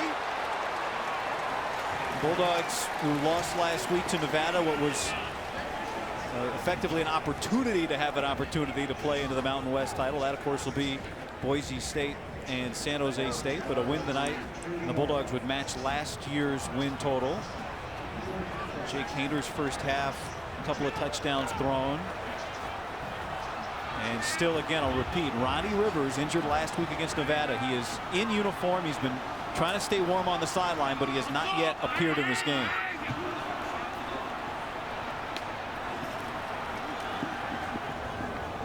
Hayner will throw it to his running back, but through the hands of Javon Bigelow. Yeah, you got to give him something easier to work with there. Hard to have a guy reaching down low. Usually he's been throwing pretty consistently on those plays. There's Ronnie Rivers, one touchdown away from becoming Fresno State's all-time leader in touchdowns, and what may very well be his last game as a Bulldog tonight. What did Rocky Long and Danny Gonzalez do on defense to give Jake Hayner trouble in the first half? 2 down linemen, and then they would declare late with all of the other 9 defenders coming at different spots later. And then that's been the problem. Jake Hayner also has been his worst enemy a few times by not getting rid of the football in a timely fashion as well. New Mexico last in the Mountain West with only 6 sacks coming into this game. The Lobos sacked Hayner 4 times in the first half alone. Again, 2 linemen, and then they'll declare late with guys creeping up. Creepers. 6 players blitzing. Hayner throws. Cropper's got it, and he's got a first down. That time, they can't get home. And whenever he has a little bit of time, see, they come late, but they're not able to get there. Good protection. Hayner fires it to his favorite weapon, Cropper, who's able to make Tavion Combs miss and then pick up the first down. Cropper now leads Fresno State in catches. He's passed Ronnie Rivers on the season for that distinction. Hayner getting a look at that Lobo defense.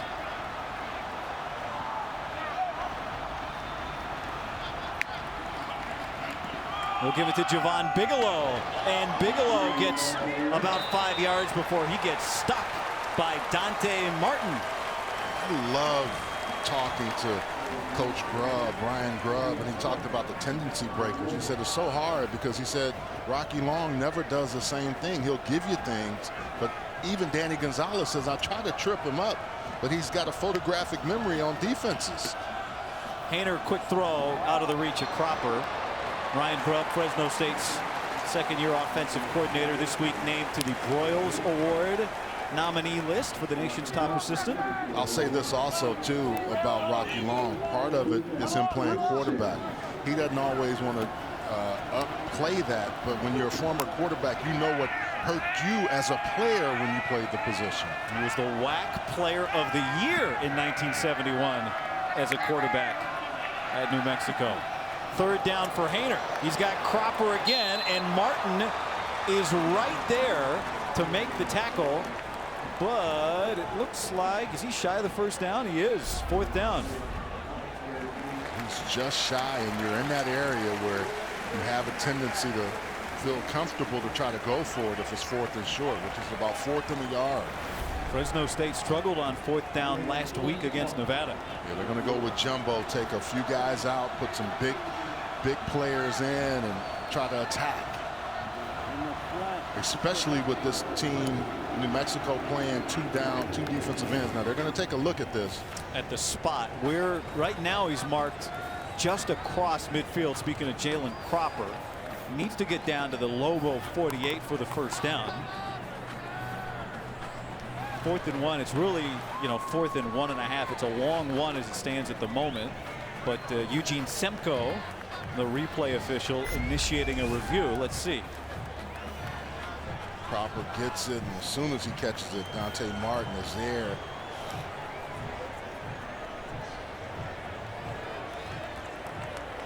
Question, where is the ball when Cropper goes out of bounds? Or at least where was his forward progress? His forward progress was ahead of where he was when he went out of bounds. So where's that first contact from Martin? You can certainly see why the review was initiated. Almost looked like it was a 48 or 49. Let's see. Okay. 48 is where the first contact, or right between the 49 and the 48-yard line. And then I don't think you can change the call on the field on that, do you? It's going to be tough to overturn that. Certainly he will get more yardage, right? Yeah. If they elect to go for this, at minimum they'll have less to gain. It won't be a first down exactly. Credit to Martin, kind of wrapping up the arm there of the receiver Cropper. He closed on it really quickly. And it looks like he was mouthing 49. Right now it's right past the 50. After reviewing the play, the ruling on the field stands. It'll be 4th down. But they did move the ball. Yeah. So it's still 4th down, but the ball moved about the length of a ball. So like I said, it was 4th and like a long one, and now it's 4th and a regular one. Yeah, 4th and a mini one. So in the end, it does help Fresno State. But a good job by Dante Martin there. So going forward here, just across midfield. Bigelow the back. Cropper in motion. Here's Bigelow, and he's got it. You bring out the hammer and you make people the nail. He's the big back for him. 6'2", 219. You know, talk Pat Hill, former Fresno State coach, longtime coach. I can remember when I played at UCLA, we played against Jim Sweeney. This team was always tough as nails. I still have an AC joint injury, and I blame on these Fresno State guys. Even though we beat them 17-0, they pound you. It really was a staple of the program under Sweeney for a couple of decades, under Pat Hill, who elevated the program, it seemed, by sheer force of will. And always looking for a big opponent to play. There's Bigelow right at the stick, close to another first down. They were one of the teams that always talked about. Well, Boise State used to say anytime, anywhere, but I think Fresno State, they say, yeah, we'll travel in the parking lot and play you. Anybody, anytime, anywhere. And it became really the slogan for everybody in 2020. Hainer to Cropper. Ball's out. New Mexico. Did they recover it, or did it bounce back to Cropper? It looked like it bounced right into his breadbasket. Wow.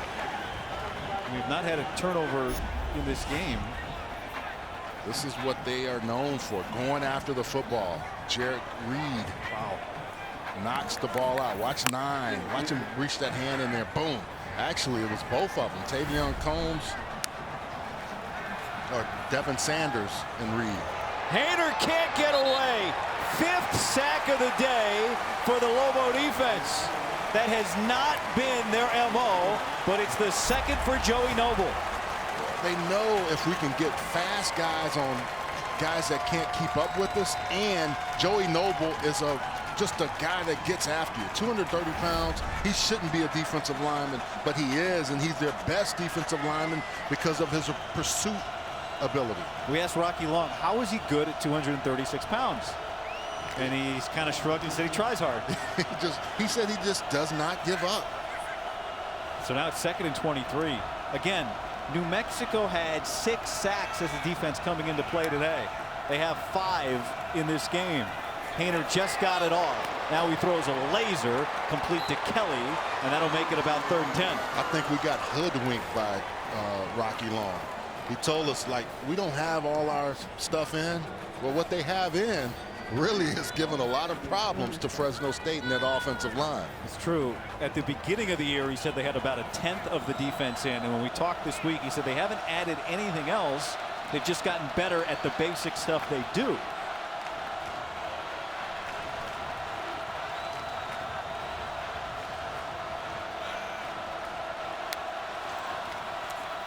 Hainer keeping it, takes one pop and then goes down at about the 25-yard line. Are they playing that like 4-down territory? It almost feels like that, right? And I thought initially when he moved over, he had a chance to pick it up. But Mose Vavo could not get over and get that block. Number 51, you could see him coming late into your screen, and they are playing this for 4 downs. Just a true freshman right guard, Vavo, making his second start after debuting last week against Nevada. 4th down and 4. Jalen Cropper is the man that shifts out of the backfield. Pressure coming. Hayner takes a hit, and Kelly could not hang on, but Hayner took a big hit, and a flag is down. Yeah, Hayner he got up a little gingerly. Josh Kelly knows that's one he should have. Personal foul, roughing the passer, number 46, with targeting. Defense. That penalty will be enforced half the distance to the goal. Automatic first down. Previous play is under review. So the roughing the passer, no matter what the review shows, that's going to stand. Yes. The question now is the best player on this New Mexico defense, Brandon Shook, going to be disqualified? Watch 46. Just comes in and knocks him down. It's late, but I don't see the crown of the helmet. I don't see a malicious hit. Of course, we have Dean Blandino, our rules analyst, standing by. What do you see, Dean? Yeah, and regardless of what happens with the targeting review, it's going to be a first down for the roughing the passer. And the key here, 2 things. We have a defenseless player, so do we have forcible contact to the head or neck, or does the defender lower his head and attack with the crown of the helmet? There is a dip of the head. I don't see head-neck contact. Here's another angle. Let's look at this angle here. You see the dip of the head, but he does lead with the hands. To me, I like roughing the passer here. I don't like targeting. Number 46 is disqualified. So you could hear that, Dean. They are confirming targeting. They confirmed it, so they're going to eject 46, disqualified. I don't agree with this one, and Dean, I agree with you. I think he tries to take the head away and use arms. And again, we've talked about this all year long, and even last year. At some point, when does targeting have different variations of it? That didn't look to me like one, and even Dean, I think Dean was in agreement there as well. Thank you, Dean. And I again, to recap what he said, what he saw was a lack of the forcible contact to the head or neck area. The first down holds up, and there is Kelly. Did he complete the catch? It looks like he did inside. Keep in mind, Brandon Shook is a redshirt senior. Now, everybody can come back next year, but if he does not, that would be how his New Mexico career ends. But again, that's his choice, and I'm sure they would love to have him back, the production that he's given them. Hayner gets away for a moment at least from Cameron Miller, who almost had him. Ronnie Rivers was the man he faked the give to. Yeah, and then also, too, you got Tavian Combs. You've got a lot of stuff coming here, and then Combs comes to clean it up. Watch Cam Miller. Ronnie Rivers is trying, can't settle, and you see 16 coming to clean it up along with a bunch of other guys. I'll say this, too. Brandon Shook also had an interception. I think the first time in 2 years roughly that they've had an interception by a linebacker last week that sealed the deal. So Ronnie Rivers making his first appearance of this game. 1 touchdown away from Fresno State's record. Hayner pumps, and now flags come in on 2 different defensive backs. At least the one is all Fresno State needs. Ronnie Rivers is really limited in what he can do as well from a blocking standpoint.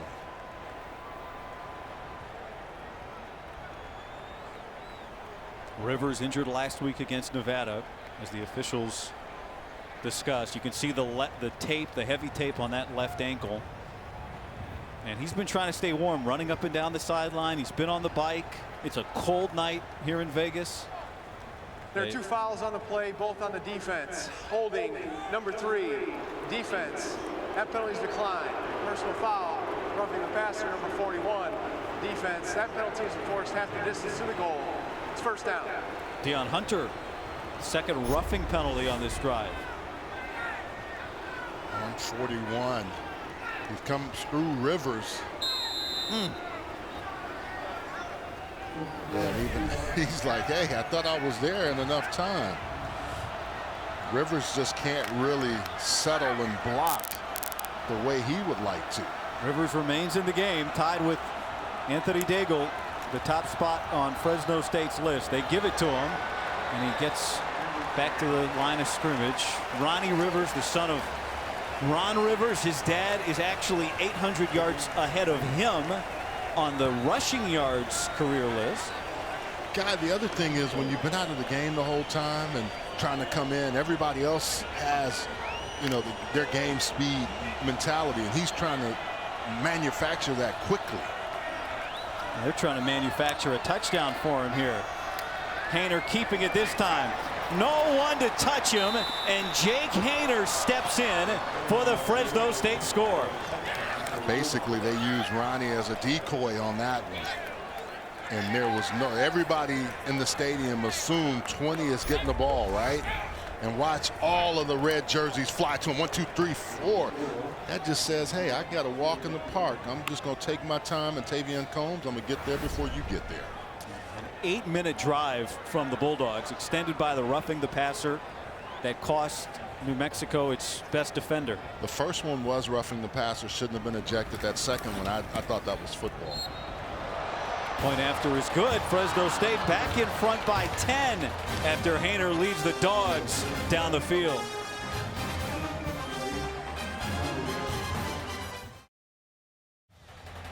FS1 college football is sponsored by Rocket Mortgage, the longtime home of the UNLV Rebels, who this year moved, of course, just off the strip to Allegiant Stadium. It's been the home of the New Mexico Lobos for the last 6 weeks.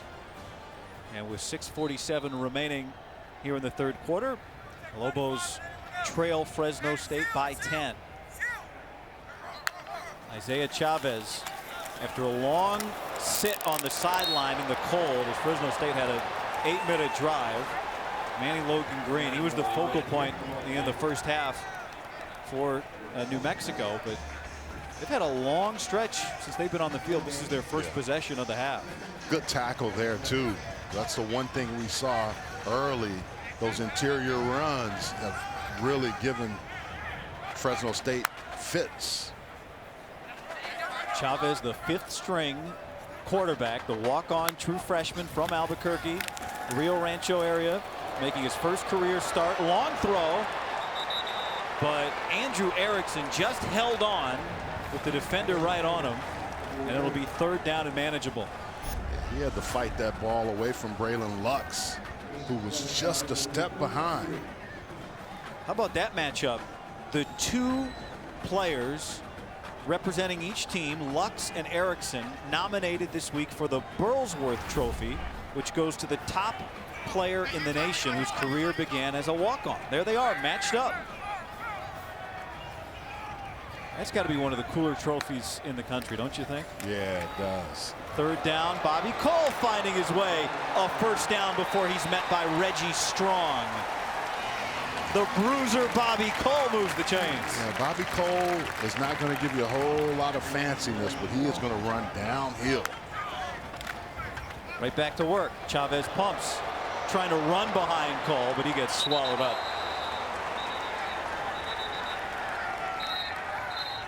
Flag down at the end of that play. Remember, just as New Mexico is now without the disqualified Brandon Shook, Fresno State without David Perales. After the play is over, personal foul, unnecessary roughness, number 18 of the defense. 15-yard penalty. It's an automatic first down. That's the junior from Modesto, Isaiah Johnson. 18 in white. I think the whistles had blown there already, and then you saw the push as well. I think they're really keeping an eye on that. To your point, once the whistle blows, you just have to let the guy go.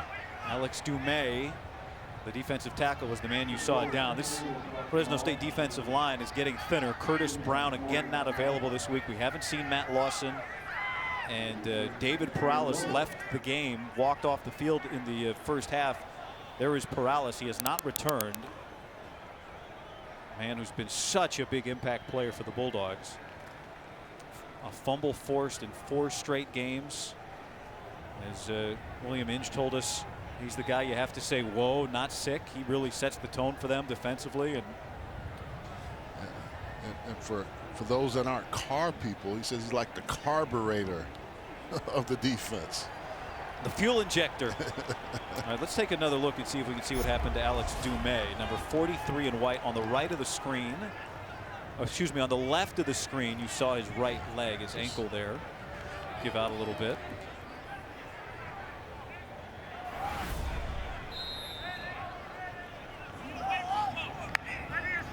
It's a 1st down and 10 after the penalty. Logan Green in motion.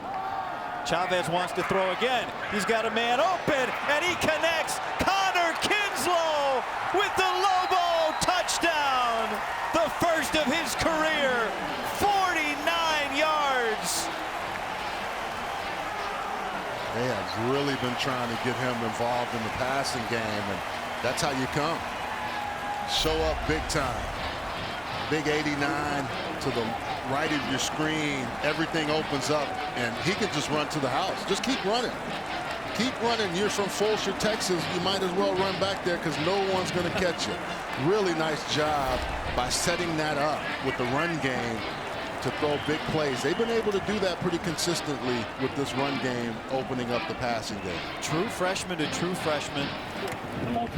For Connor Kinslow, not just the first touchdown of his career, the first catch of his career. Lobos are right in it here in Vegas.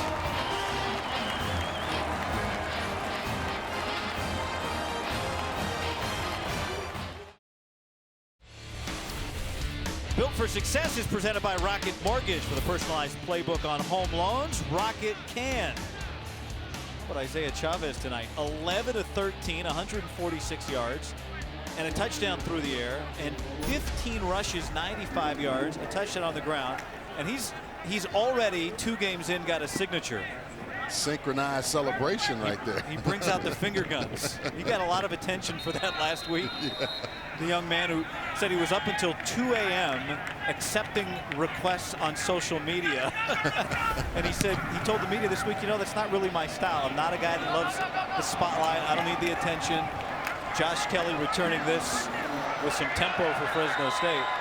But he is having so much fun, the local kid. In his first start, we got a good one here in Vegas.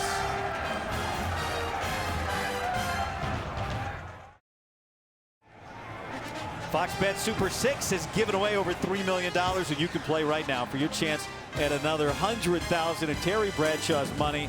Download the free Fox Super 6 app and pick the outcomes of 6 of this Sunday's games for your shot to win. New Mexico after the touchdown, pulling back within 3. And so Fresno State and Jake Haener back on offense. Javon Bigelow will take the handoff from Haener, and he'll carry Combs and a couple defenders with him for a pickup of 9. And we've got a flag, a hit after the play was done, coming on New Mexico's defense. Tyrone Sampson and Cyrus Tutelli, boy, they got out in front of that, led that convoy. 50 and 65. After the play is over, personal foul, unnecessary roughness, number 98, defense. 15-yard penalty will be added at the end of the run. Automatic first down. Joey Noble just jumped on top of the running back Mims at the end of this play. Yeah, a little bit of frustration. Mims is down. You can't do that. That is definitely going to cost you a flag. They've had some costly penalties. 2 roughing the passers on the last drive. 1 which included targeting and disqualified Brandon Shook. And I wonder if we're going to get another look at that. Further review. Replay will be looking at targeting. Yeah, you've got I would say, a forcible hit to the head. On a guy that's down, a defenseless player. Yeah. Pushing his head into the turf. We'll get Dean Blandino to take another look at this and see what he thinks. Our rules analyst, Dean. What'll be considered here on this play? Yeah, this is a good stoppage for replay. You've got a defenseless player on the ground, the defender leading with the forearm, forcible contact to the back of the head. To me, this is targeting, and replay can create the foul now and disqualify the player. Do you think, Dean, if that play had occurred before the whistle, would you have the same conclusion on it, or is the fact that you're looking at a dead ball situation make it worse? Yeah, it is a dead ball situation regardless of the whistle. The whistle is just the signal for the players to stop, but the play's over once the runner is down, and you're going to see that forcible contact. It's clearly late, and it's the head neck area that is going to create the targeting foul. After reviewing the play, number 98 commits a foul for targeting. He will be disqualified. The 15-yard penalty has already been enforced. It's first down, Fresno State. Thank you, Dean Blandino, for that great explanation. Yeah. So now there is Brandon Shook. He's already been disqualified. That came in the first half. You could argue these are the two best players for the Lobos that are now out of this game. Joey Noble, the second. Yeah, guys that have made a lot of plays for him. And I really think Joey Noble, you can't do that when a guy is on the ground and go at his head. Joey Noble, who'd been a force in the backfield for New Mexico in this game. Haener in trouble, and he gets sacked again. 6 sacks for the Lobos. Undaunted. One man out, another man steps up, and that's Jake Saltonstall with his second sack of the season. Saltonstall, the JC sophomore, with a big play. Yeah, they just move guys right at the snap. So this time they have down linemen, they have their 3 linemen, but they're moving at the snap of the ball, and Saltonstall was there along with a host of others. Saw himself on the video board. Hi, Mom.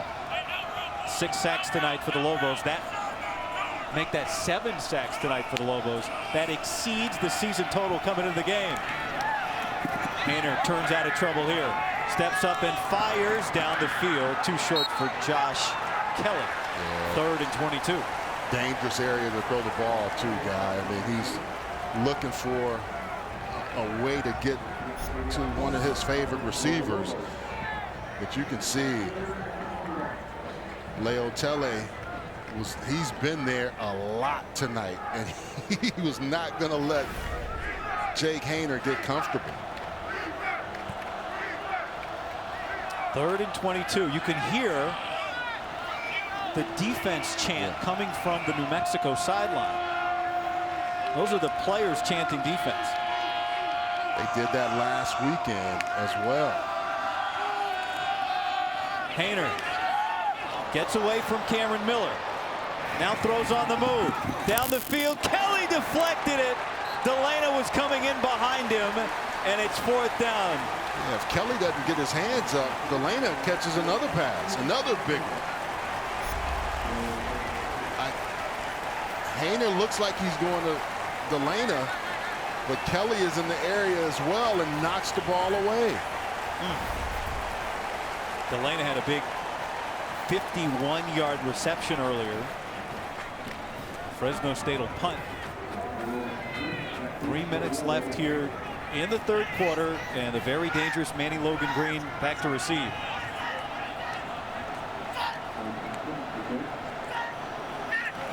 Carson King gets this away. Nice hang with the wind behind him. Logan Green has to fair catch it.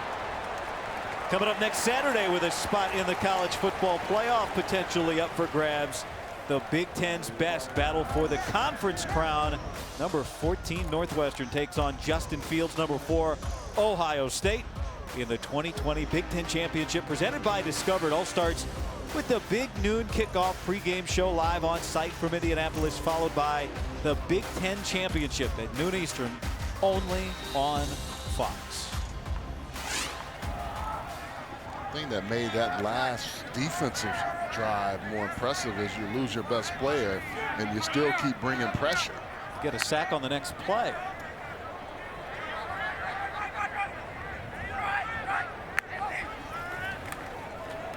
Chavez is going to hand it off. And getting thrown down, Nate Jones after a short gain. Lobos have run for just about 160 yards.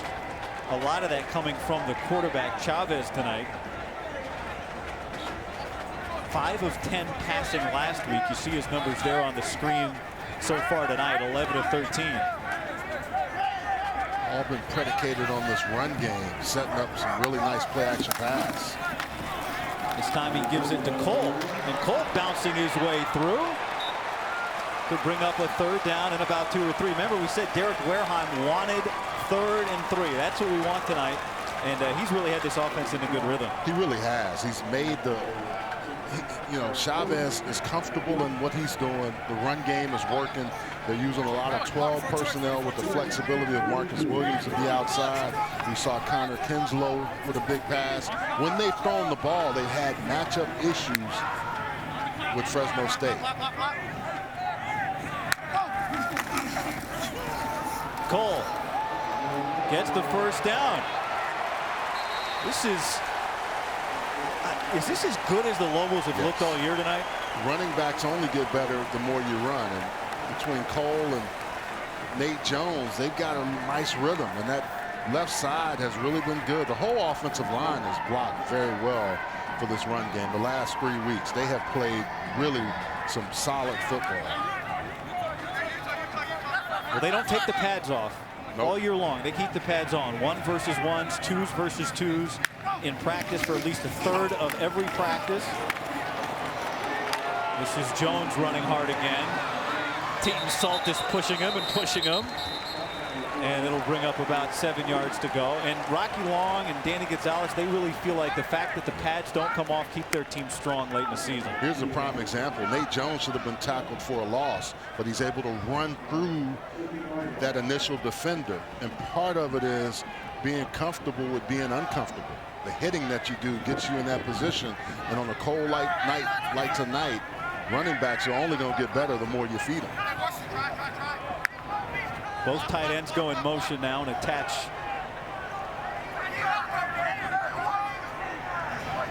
Five on the play clock. This is Jones again. Ends up on the back of one of the Bulldogs. Doesn't go down, but eventually gets marked about 4 yards shy of the line of the game. They take those 2 tight ends, they move them inside, and they just come over and create space for Jones or Cole. 4th quarter, baby. Love this kind of football. Final game of the season will come down to the final quarter of the game. Fresno State and New Mexico in a shootout in Vegas.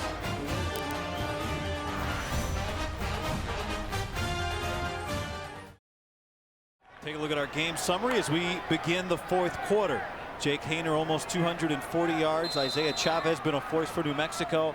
The Lobos a season high 7 sacks. In fact, the 7 sacks are more than their season total entering the game tonight. Here's Chavez taking the snap, and the quarterback jumps forward, and on 3rd down he converts the 1st down, but a flag is on the field. They're going to call this on Austin Cook. He had a hellacious block. We're going to call him for number holding. 56 offense, 10-yard penalty from the previous spot. Still 3rd down. Watch 56 come across your screen, and he just doesn't let go.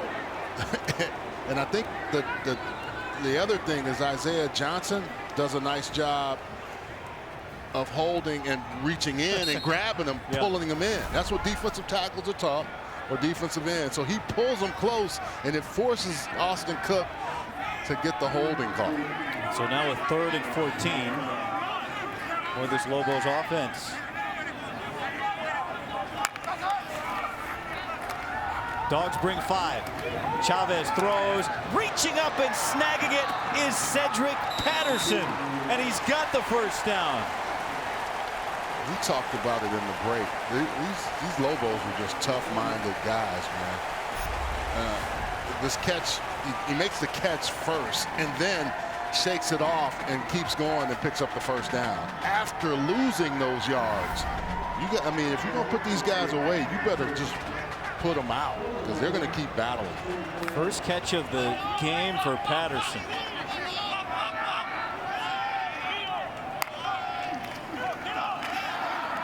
Chavez.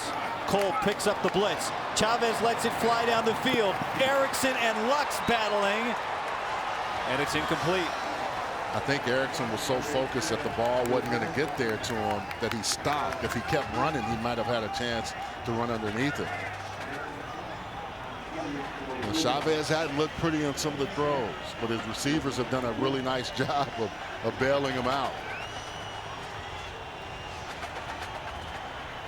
And the area that Fresno State has struggled has been the run game. And they have given up some big pass plays throughout the year, but they've been pretty solid at times.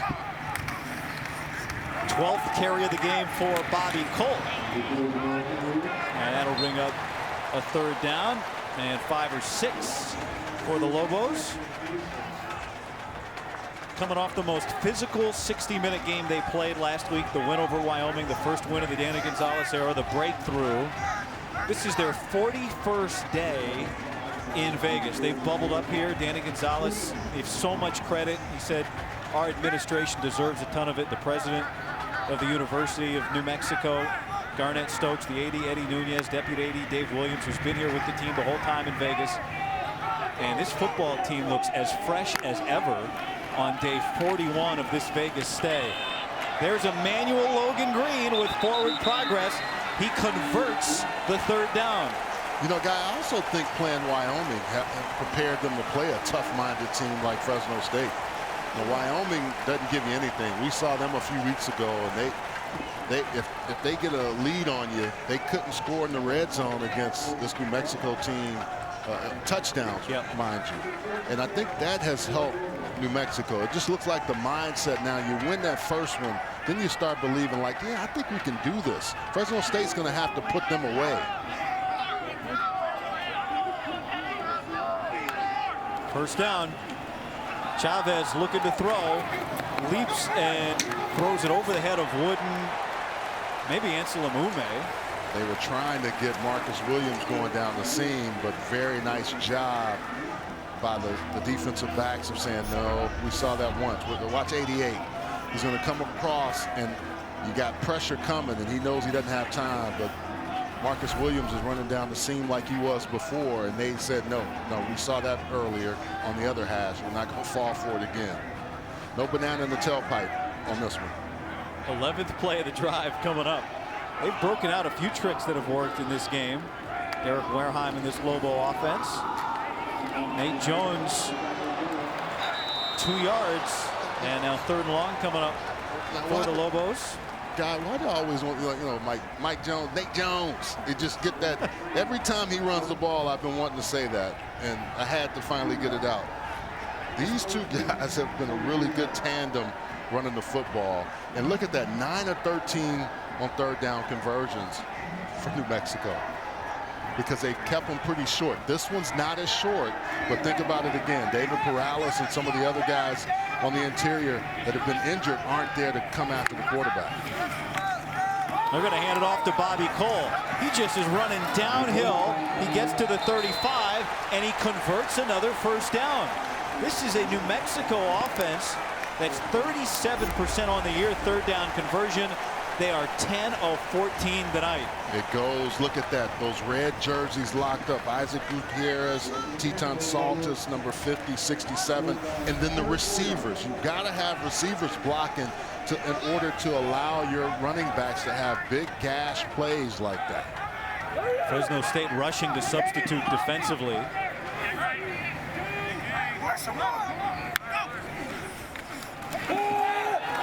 Double pass down the field for Williams. A flag comes out. 2 flags come out. And this will be pass interference. Looks like Kenny Gagnon. Pass interference, number 30. Defense, 15-yard penalty. Automatic, first down. Kyle Jarvis was the man who threw the football. Jarvis had been battling a calf strain. We didn't know if we'd see him. And how about that lefty flick? He got the one tight end trying to throw to another, and Marcus does a pretty nice job of selling it. And so now the first down takes the Lobos into the Bulldog red zone. Logan Green, stiff arms, one man, runs into the back of a teammate, and then sprints up the sideline for the first down. He's had a heck of a game. Oh, he's so hard to bring down, too. You know, he runs a little bit more effectively, and he's not afraid. I love these plays when you're able to get the ball going full speed and you see guys blocked up. Those receivers again outside. Cedric Patterson with a nice block on the edge, number 11.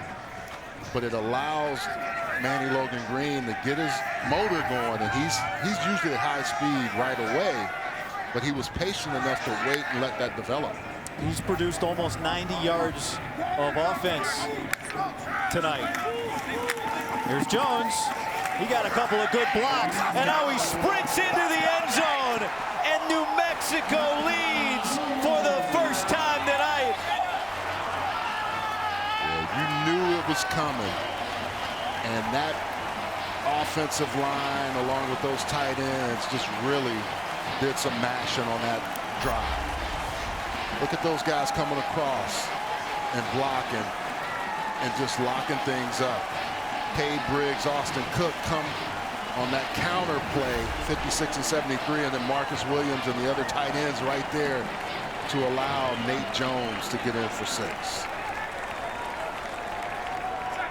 Murphy on for the point after. The Bulldogs have had this game tied twice, but with 10:20 to go in the fourth quarter, they're in front for the first time.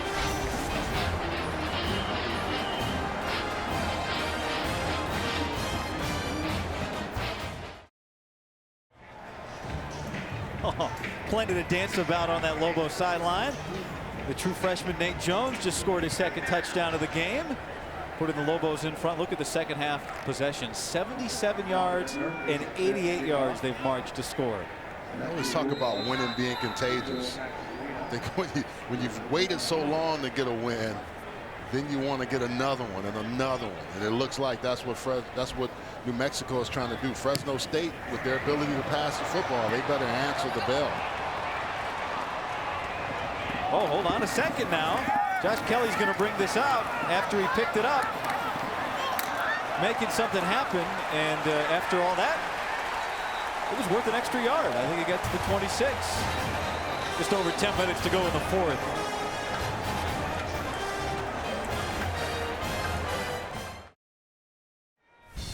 Here's tonight's Moments of Protection, brought to you by Allstate. Get better protected with Allstate. You've never been in better hands. Yeah, you're in good hands, but the offensive line really has struggled to protect Jake Haener.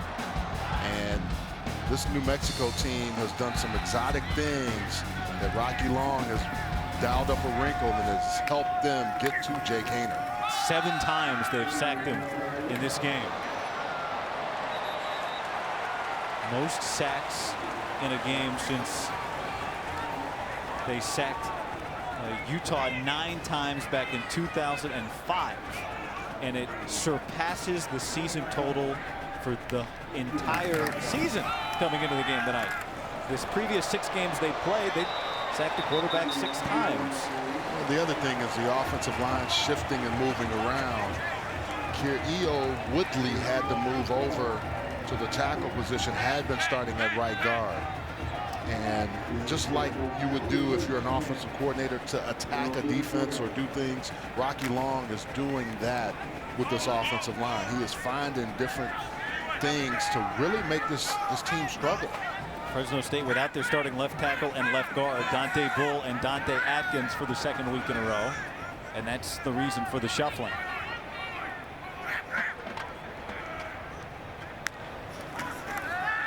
Pressure coming. Haener gets rid of it and unable to bring it in. Delana step for step with him was Jarek Reed. Haener, 2nd down. Haener with a nice throw with the pressure coming after him. He knew Devin Sanders was coming, and he has to beat him on that throw. 19's coming off the edge, and he just gets that ball off. That's the problem. You know, you look at these teams and you say, okay, this is what they do on tape. Last game of the year, Rocky Long was saying, look, we're going to do some different exotic things, and I know you have a new guy playing at the tackle position. I'm going to challenge that person all night long.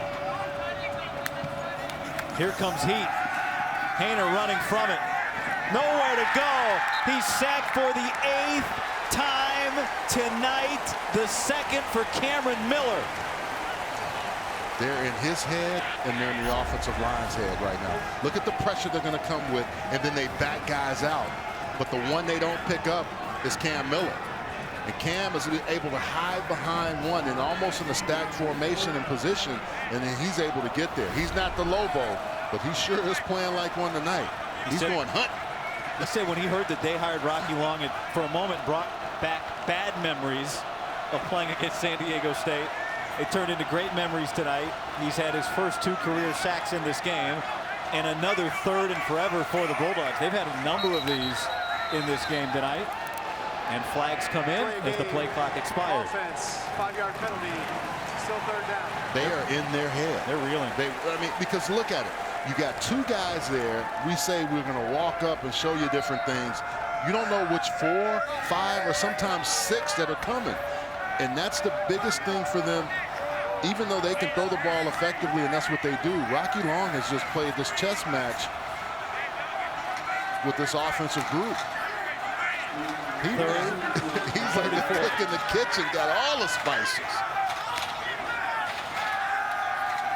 Haener in his own end zone, and he can't get it to Jalen Cropper, and he's hurt. Haener is in a lot of pain right now, grabbing that right knee. Deion Hunter was coming late, and I hate to see that.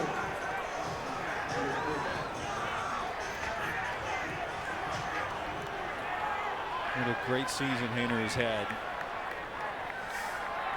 And he's taking some shots tonight. He's taken some shots all year, and he's kept getting up. Just in an awkward position, and Deion Hunter chasing him. You can see that right leg.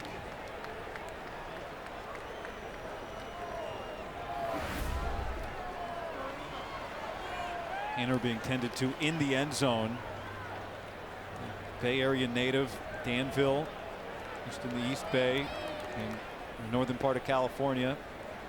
And talking to Kalen DeBoer, you know, the fact that he's new into this program, they didn't have much time to prepare for the season, and they really felt like as the years gone along, he's gotten more and more chemistry with his teammates. You could see Danny Gonzalez there walk down to wish him well, and it's great to see after that scary picture Haener pop up and walk off the field.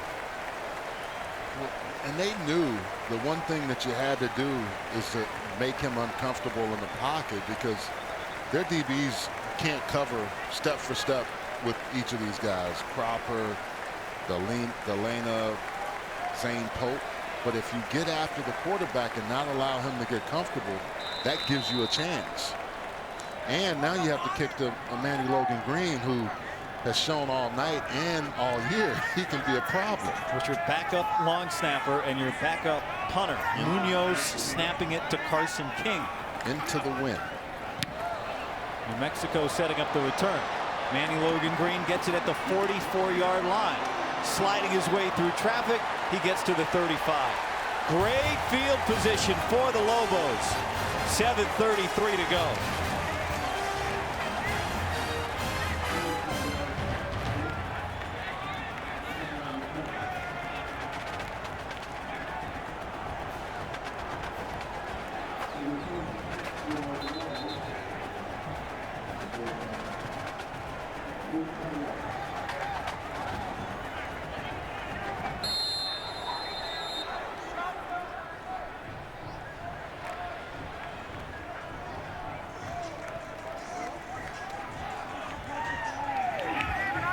.733 to go, fourth quarter. Isaiah Chavez making his first career start tonight, the 5th string quarterback for New Mexico.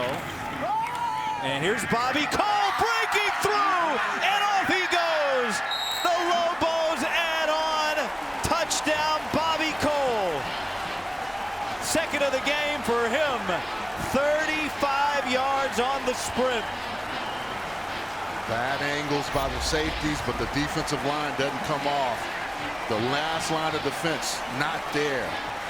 Reggie Strong caught over on the other side, but the initial wave, that offensive line comes off and just moves them out of the way.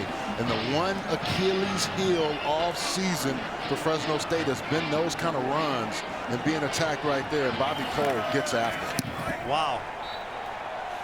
How about the Lobos? In front by 11, largest lead of the night for either team.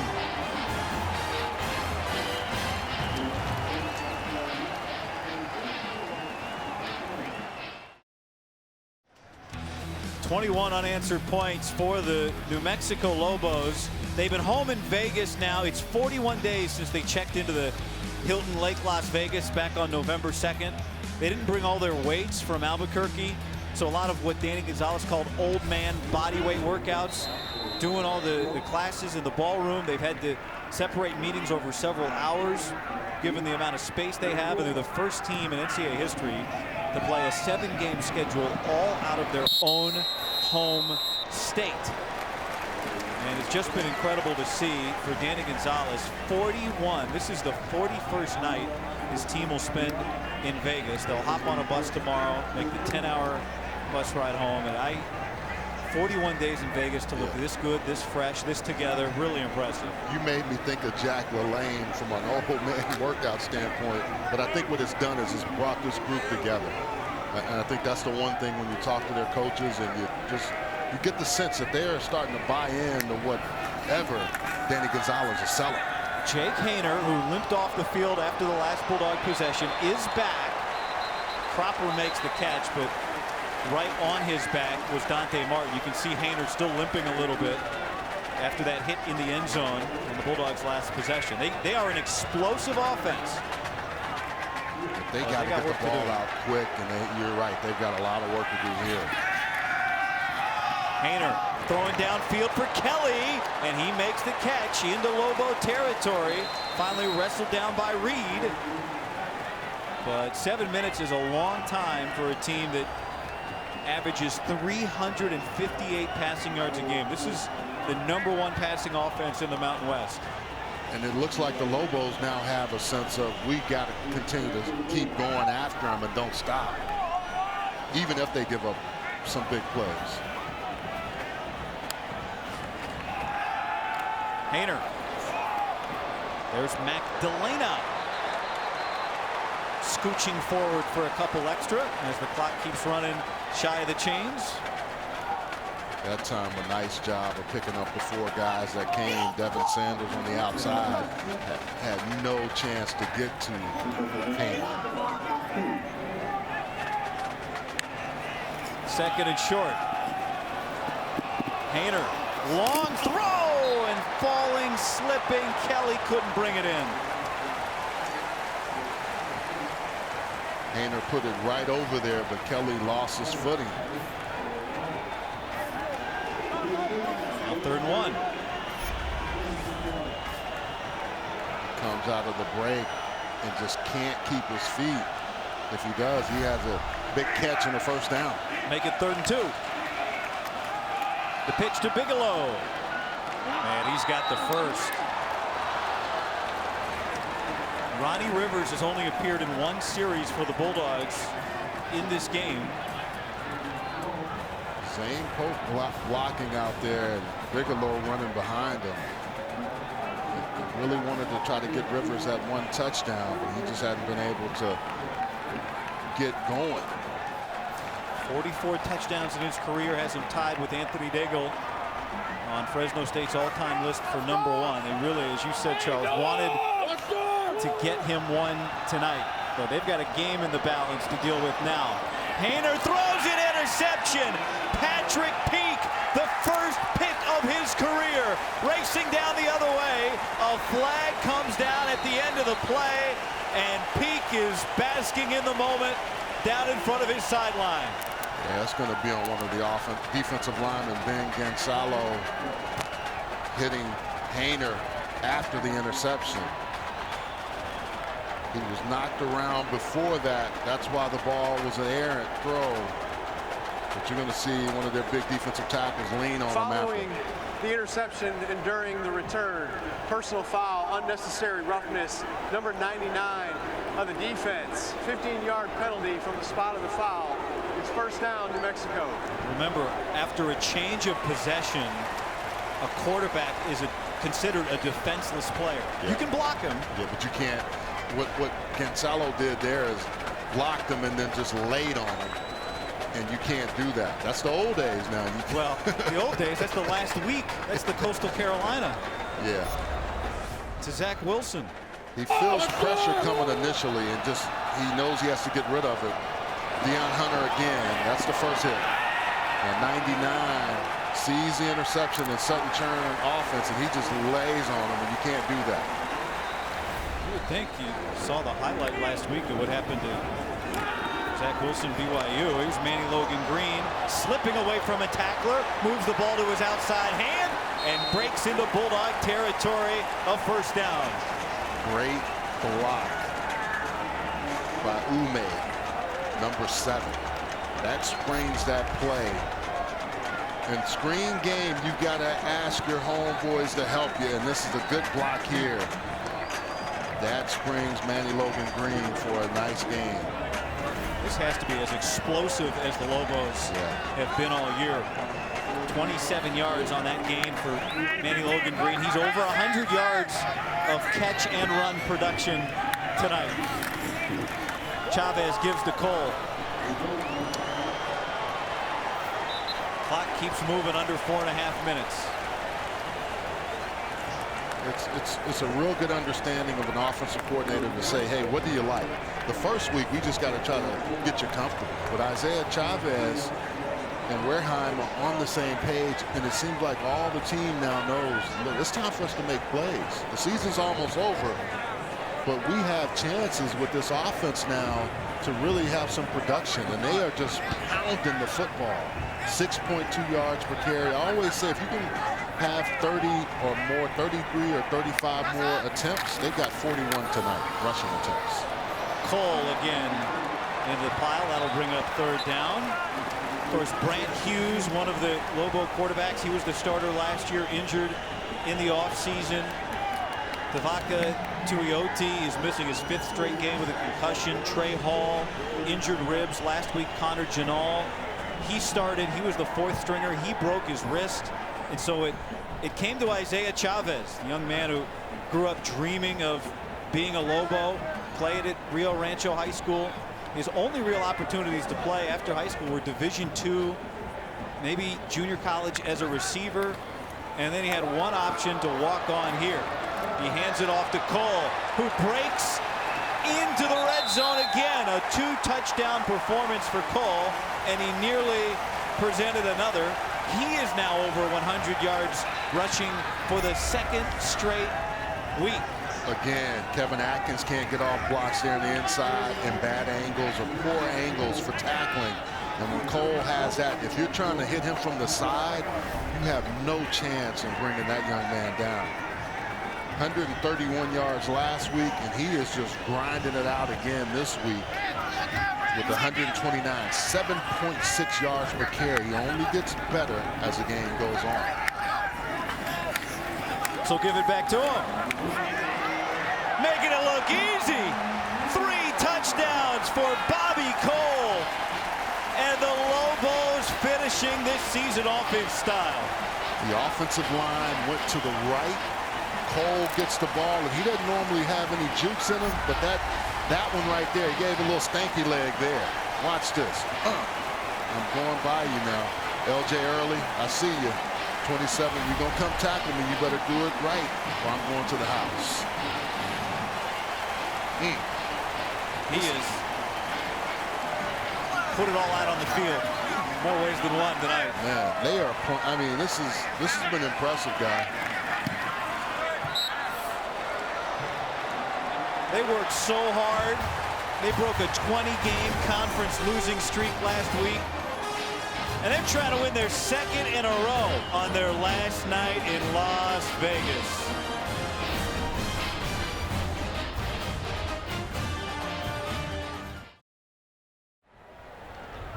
FS1 college football sponsored by Rocket Mortgage. New Mexico has scored 28 unanswered points and has taken control here late at Sam Boyd Stadium over the Fresno State Bulldogs, twice led by as many as 10. Fresno State will get the ball as Josh Kelly returns. And it goes down at the 25. A defensive performance for the Lobos in this game, particularly getting after the quarterback. And it's time now for the Old Trapper Smoking Player of the Game, sponsored by Old Trapper. What's your beef? It's everybody, right? Rocky Long and company. That defense has just been outstanding. Usually they say what happens in Vegas stays in Vegas, but I don't know. No, they're taking this one home with them. Yeah, they're taking it. They lost Brandon Shook, the Mountain West Player of the Week last week, to a disqualification for targeting, and then they lost Joey Noble to a targeting as well, and they haven't skipped a beat. Jake Hanner's been doing this all night, running. He has just not been able to get any comfort level whatsoever. And when you get hit that much as a quarterback, that clock accelerates. And that's not good for him or his receivers because he just can't get comfortable in finding them. And his offensive line just looks like they're blocking 6 or 7 when sometimes it's only 4. 4 rushing here. And Hader throws it up top where it's brought in by Cropper. The Bulldogs led to start the 4th quarter 31-28 against a New Mexico team that had lost 35 straight games when trailing to begin the 4th quarter. New Mexico came back to win in the 4th last week against Wyoming. And they're a minute 58 from putting the finishing touches and doing the same thing again tonight. There's some frustration with Jalen Cropper. I saw him on the sideline a couple of series ago, and he just hadn't been able to get back on track like he was earlier. No, he's got 11 catches in this game for 120 yards. And there's Kelly making a catch and taking the stick from Jarek Reed. Excuse me. Whenever they come with 5 or 6, it just seems like there's no possibility that this offensive line can hold up.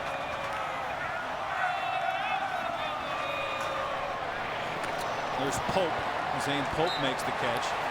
Well, this is a Mountain West leading takeaway defense, New Mexico, but as we showed you, that wasn't necessarily the recipe tonight. What this looks like in terms of roster moving forward for everybody in college football, it's such a big question. The early signing period begins on Wednesday as Cropper steps out of bounds, and there's no question Danny Gonzalez has not been shy.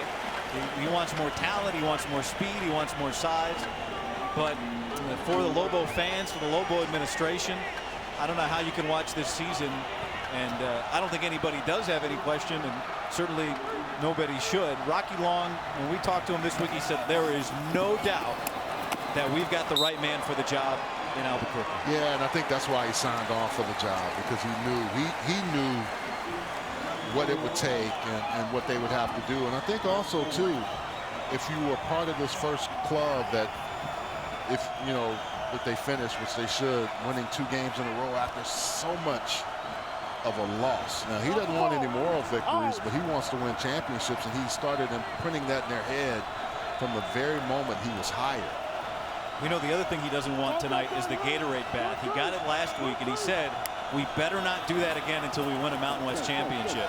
Here's Delana down the field. He hauls it in. The first touchdown of Matt Delana's career for 24 yards. And the Bulldogs score with just over a minute remaining. It looks like he pulled up a little bit too. Hopefully it's just a strain on that hamstring. But Hayner does a nice job with his eyes holding that safety. You see that little look inside, which was just enough to hold Patrick Peake, who has to come over late, and a strike to the laner. Hey, let's go. Bulldogs are going to go for 2. This game isn't over now. This team can strike quickly. Hayner now 350 yards passing tonight.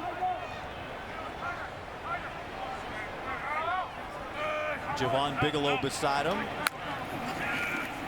Looking for Pope. He's got him wide open, and the Bulldogs convert, make it a 10-point game.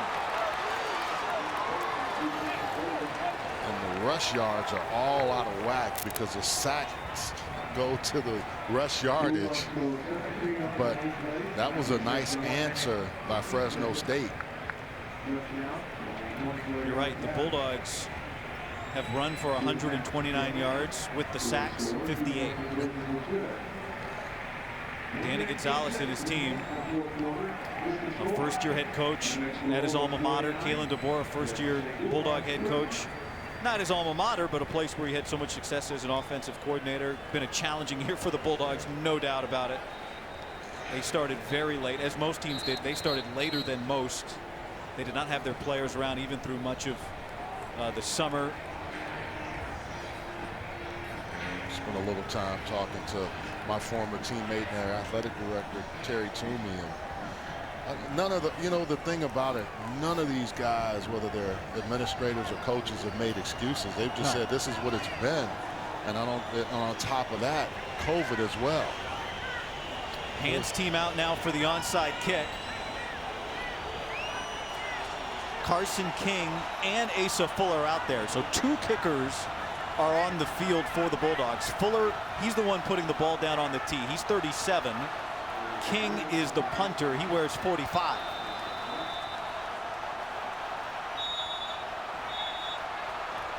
And New Mexico is going to take a timeout. See what they're kind of working with here. Has called their first charge timeout. Allows them to kind of make some adjustments themselves. Special teams coach is going to define, hey, where you need to be and how we need to attack the football. Been on that hands team a lot in my career. When you get this, usually you go to victory nil if you do it. And that's the best playing football, in my opinion. Tomorrow on Fox, our NFL doubleheader starts with the Vikings taking on Brady and the Bucks, followed by America's Game of the Week as the Saints battle the Eagles, or other regional action. Check local listings for the games in your area, only on Fox and the Fox Sports app. Some good games tomorrow. Seems like every weekend you just, Sunday's hard to get off the couch. All that good There's football. no doubt. So after the adjustments made, it is Fuller to kick the ball, popped up in the air and pulled in. What an aggressive snatch of it by Tyson Dyer. It's the punter, Tyson Dyer. That's why he's Come holding it on. up. Hey, he says, I got great hands, guys. Oh, this is awesome. He goes up and reaches it at his highest point. And if he hadn't gotten that, Josh Kelly would have recovered it. Now, I don't watch a ton of rugby, but he's an Aussie. Yes, and I've seen enough rugby to know they're always jumping up really high to catch the ball. That's true. The old But Australian, apologies to the rugby fans out there. or the old Australian rules football, when you would be up late at night watching those games on ESPN platforms. Chavez hands it off to Bryson Carroll, a little award. He's had a long week, right? He's the running back. Fresno State takes the timeout. Bryson Carroll is the running back. He's also been in the quarterback meetings. The former high school quarterback is the backup quarterback tonight. And they had to, they told us that we're not going to protect him in play calling just because he's our backup quarterback, but certainly it's something they had to be aware of. So 1:03 left, but the Dogs have 2 timeouts. They also said what was impressive about him is his ability to throw the football. And 7-on-7, he was able to spin it. And it shocked them because they were like, yeah, we have him listed at 5'7", but he's more like 5'6 and a half, maybe.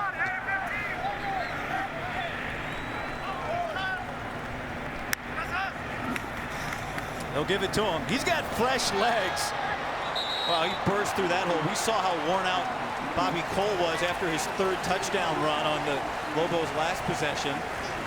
And Rice and Carroll's got some turbo boost. Bulldogs take their 2nd timeout to stop it at 59.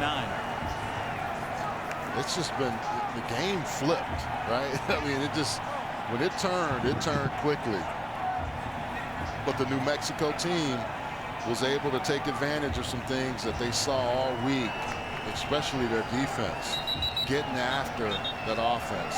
Keaton Saltis playing maybe his last game. He said this week, it certainly very well is the case.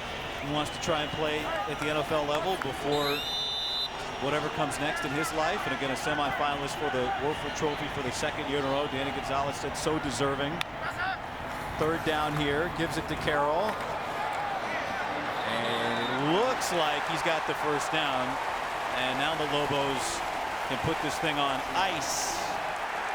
Danny Gonzalez, the former walk-on at New Mexico, at his alma mater, turning to a true freshman, Albuquerque native, just like Danny Gonzalez, a walk-on quarterback himself. Last week off the bench, Isaiah Chavez led New Mexico to the win over Wyoming.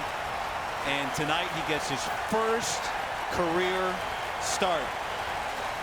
Encouraged to come here to New Mexico by David House, his high school coach, Danny Gonzalez's brother-in-law, who's now on the staff here at New Mexico.